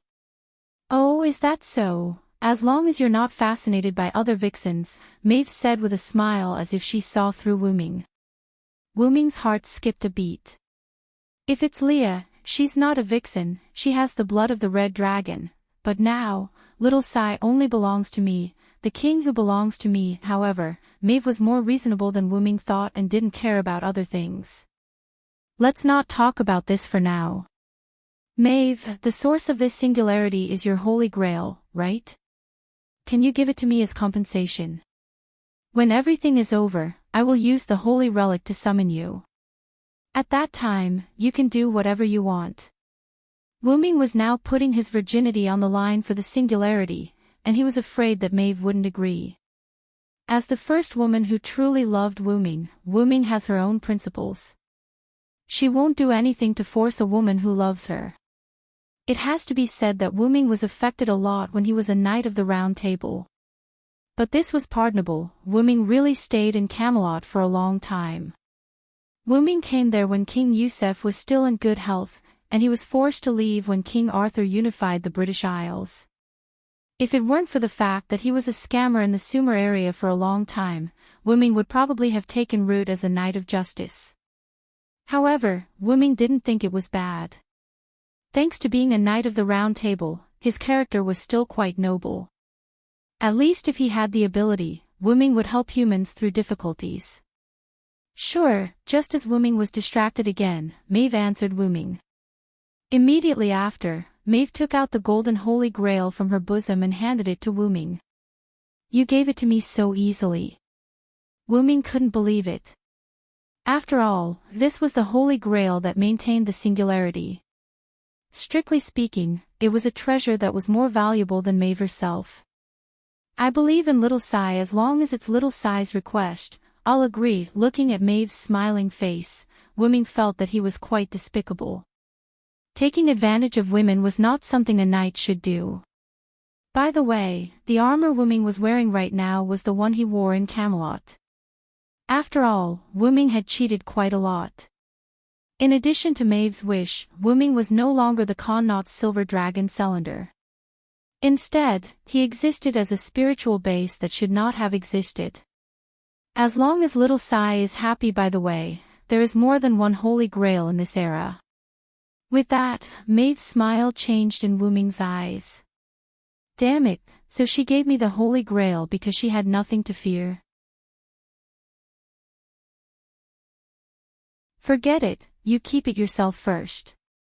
Wu Ming said weakly. Yes, Maeve smiled slightly and put the holy grail back into her bosom. Explain the current situation to me. Then, Maeve explained to Wu Ming what happened in the American continent. Because of the Magic King's plan, the American continent was chosen as one of the singularities. Therefore, there was naturally a demon god pillar that held the Holy Grail and served the Magic King. After that person awakened the consciousness of the demon god pillar, he used the Holy Grail to turn this place into a singularity. Then, he used the Holy Grail to summon Maeve. After handing the Holy Grail to Maeve, he left directly. After that, Maeve summoned Wu Ming's cyborg soldiers from her blood at lightning speed and directly occupied the capital of the United States, Washington. Because of the influence of the suppression, the Holy Grail also summoned a servant to fight against it, but because it was no match for Maeve, it was directly defeated by Maeve to the west of the American continent, while Maeve occupied the east of the capital, Washington. Just like that, the United States was divided into two parts, east and west. Logically speaking, the fifth singularity should have been like this. However, the Magic King, the mastermind behind the burning of humanity, suddenly jumped out, threw down a few more holy grails, and left after saying a few words. Let this place become the battlefield of the mythical war. These were the words left by the Magic King. Since then, several unknown forces inserted themselves into the East-West Division War, and the American continent became truly divided. Wu Ming, accompanied by Maeve, looked at the map in front of him and carefully observed it. Originally, the entire United States should be divided into two parts, east and west, but now, on the map of the United States, it is divided into 5 parts. The eastern part of the United States with Washington as the center, the Appalachian Mountains including the area to the east, this is Maeve's camp, represented by white. The entire Great Lakes, as well as the southern part of the Great Lakes, including Chicago, St. Paul, and a small part of the surrounding plains, this is the territory of the unknown enemy who holds the Holy Grail, represented by yellow. The entire Mississippi Plains, the entire plains is the territory of the unknown enemy who holds the Holy Grail, represented by red. The entire Rocky Mountains, the Missouri River, and the southern mountains, this is the territory of the unknown enemy who holds the Holy Grail, represented by green. Finally, the westernmost Cordillera Mountains and the western coast, this is the territory of the servant summoned by the Holy Grail to deal with Maeve, represented by black. According to Maeve, the summoned servant was a lion head, and she didn't pay attention to its real name. It has to be said that this lion head servant is still miserable. Including Maeve, there are a total of 4 forces that hold the Holy Grail, and this lion-head servant was squeezed to the most difficult terrain in the westernmost area. And now, he can only be said to be relatively lucky. That's right, relatively lucky. It stands to reason that the other Holy Grail forces can completely annex Lionhead, but they didn't do so. The Green Holy Grail forces in the Rocky Mountains, which is closest to Lionhead's territory in the Cordillera Mountains, didn't annex Lionhead, not because of mercy, but because they didn't have the opportunity to deal with Lionhead for the time being. In Wu Ming's view, the Green Holy Grail forces that are close to Lionhead and hold the Holy Grail forces are fully capable of eliminating Lionhead forces. However, because the other Holy Grail forces are watching in the dark, it is easy to be attacked, so the green Holy Grail forces didn't do anything to Lionhead. Because there are 3 forces that hold the Holy Grail, I directly gave up the territory in the west of the Appalachian Mountains and retreated to the east. I let the soldiers temporarily watch them fight each other. It was rare for Maeve to be serious as she analyzed the situation to Wu Ming. And this map is roughly made by me according to the connection between the Holy Grail. Although it is not too detailed, it can still be used as a reference. After all, there is a connection between the Holy Grail, and it is not impossible for Maeve to sense the position of the enemy Holy Grail holders. Then, Wu Ming, who had a headache, was just about to rub his eyebrows, but he realized that he was still wearing his armor, so he put down his hand. That is to say, whether I want to fix this singularity or rule this singularity, I have to take the Holy Grail of the other 3 Holy Grail forces, right? That's right as expected of my little Sai, but I don't want my little Sai to suffer. In fact, I originally wanted to unify this country and then summon you, but those enemies are really too difficult for us to deal with, so I summoned you. Maeve said, hugging Wu Ming's armored arm. Come on, let's start the war to unify the country, little Sai. Then, Wu Ming prayed for Chaldea and the others. Tachika, Matthew, you're on your own.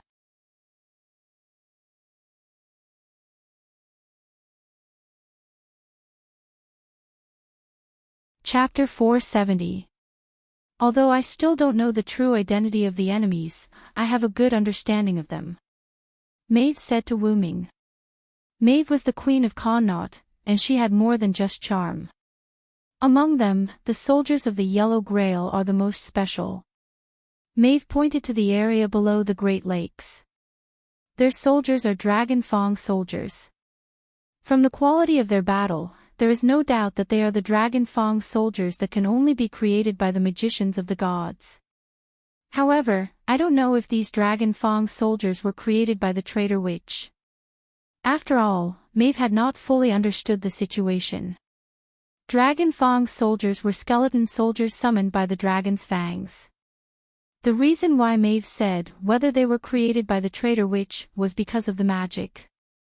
Legend has it that the summoning of dragon fangs was a family heirloom magic of the Greek king of Colchis.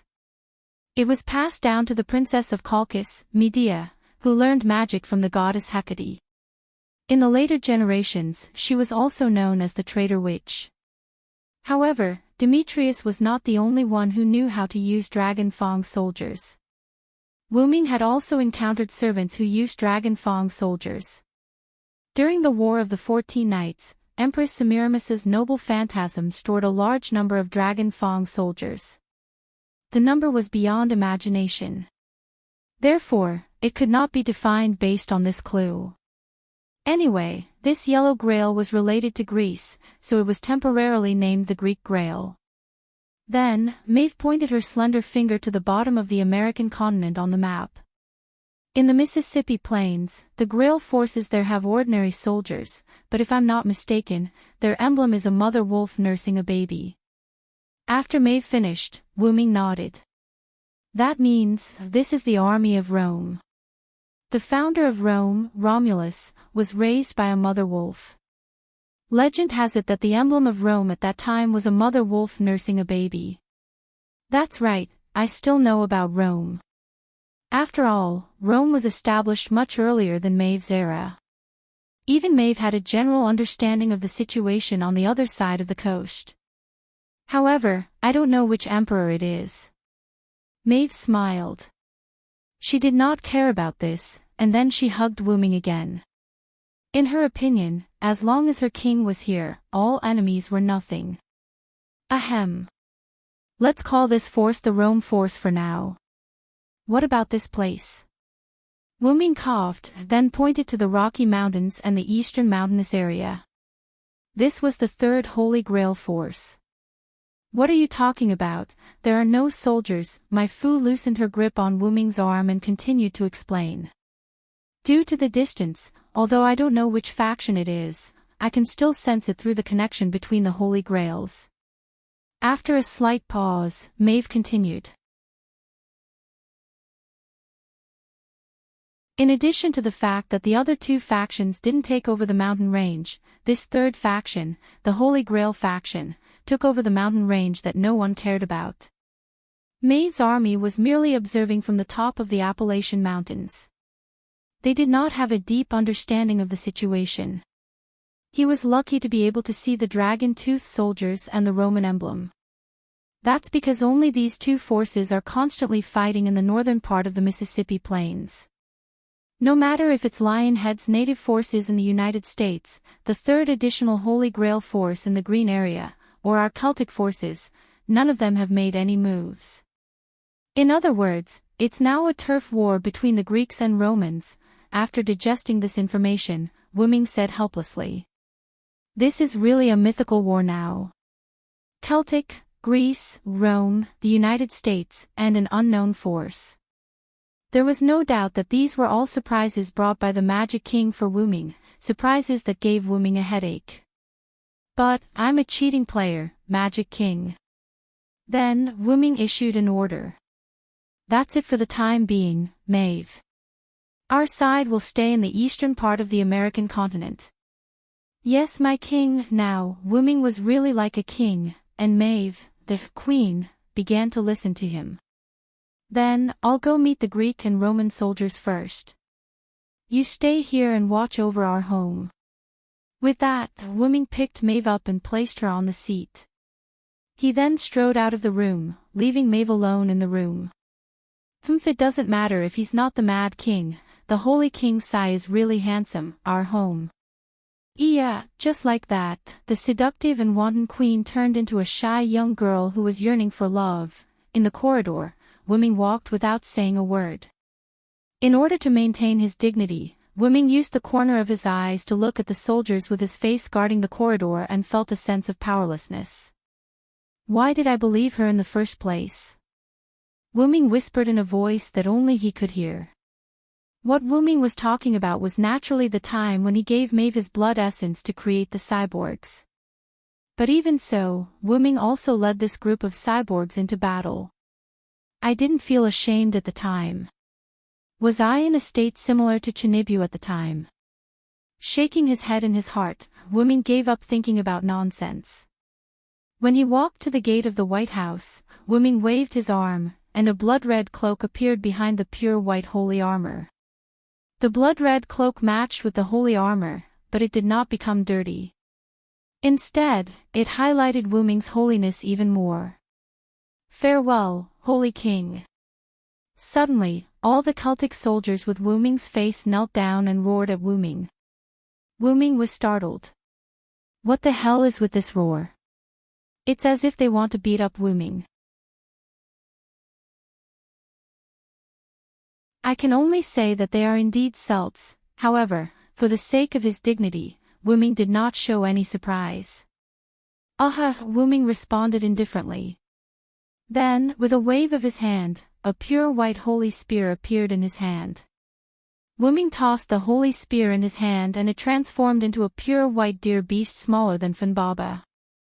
But don't be mistaken, Wuming's Funbaba was left behind in Uruk. This was only because Wuming transformed the holy spear in his current state. In short, it was still the holy spear, Yggdrasil, but in a different shape. Woo! The deer beast lightly responded, and Wuming immediately jumped onto the deer beast's back. Wuming, who was wearing armor, looked extremely suitable riding on the deer beast that was much smaller than Funbaba. After all, this was the mount that Wuming transformed into himself, so it was definitely suitable. Woo! The deer beast responded softly again and carried Wuming into the distance. That was the location of the Appalachian Mountains.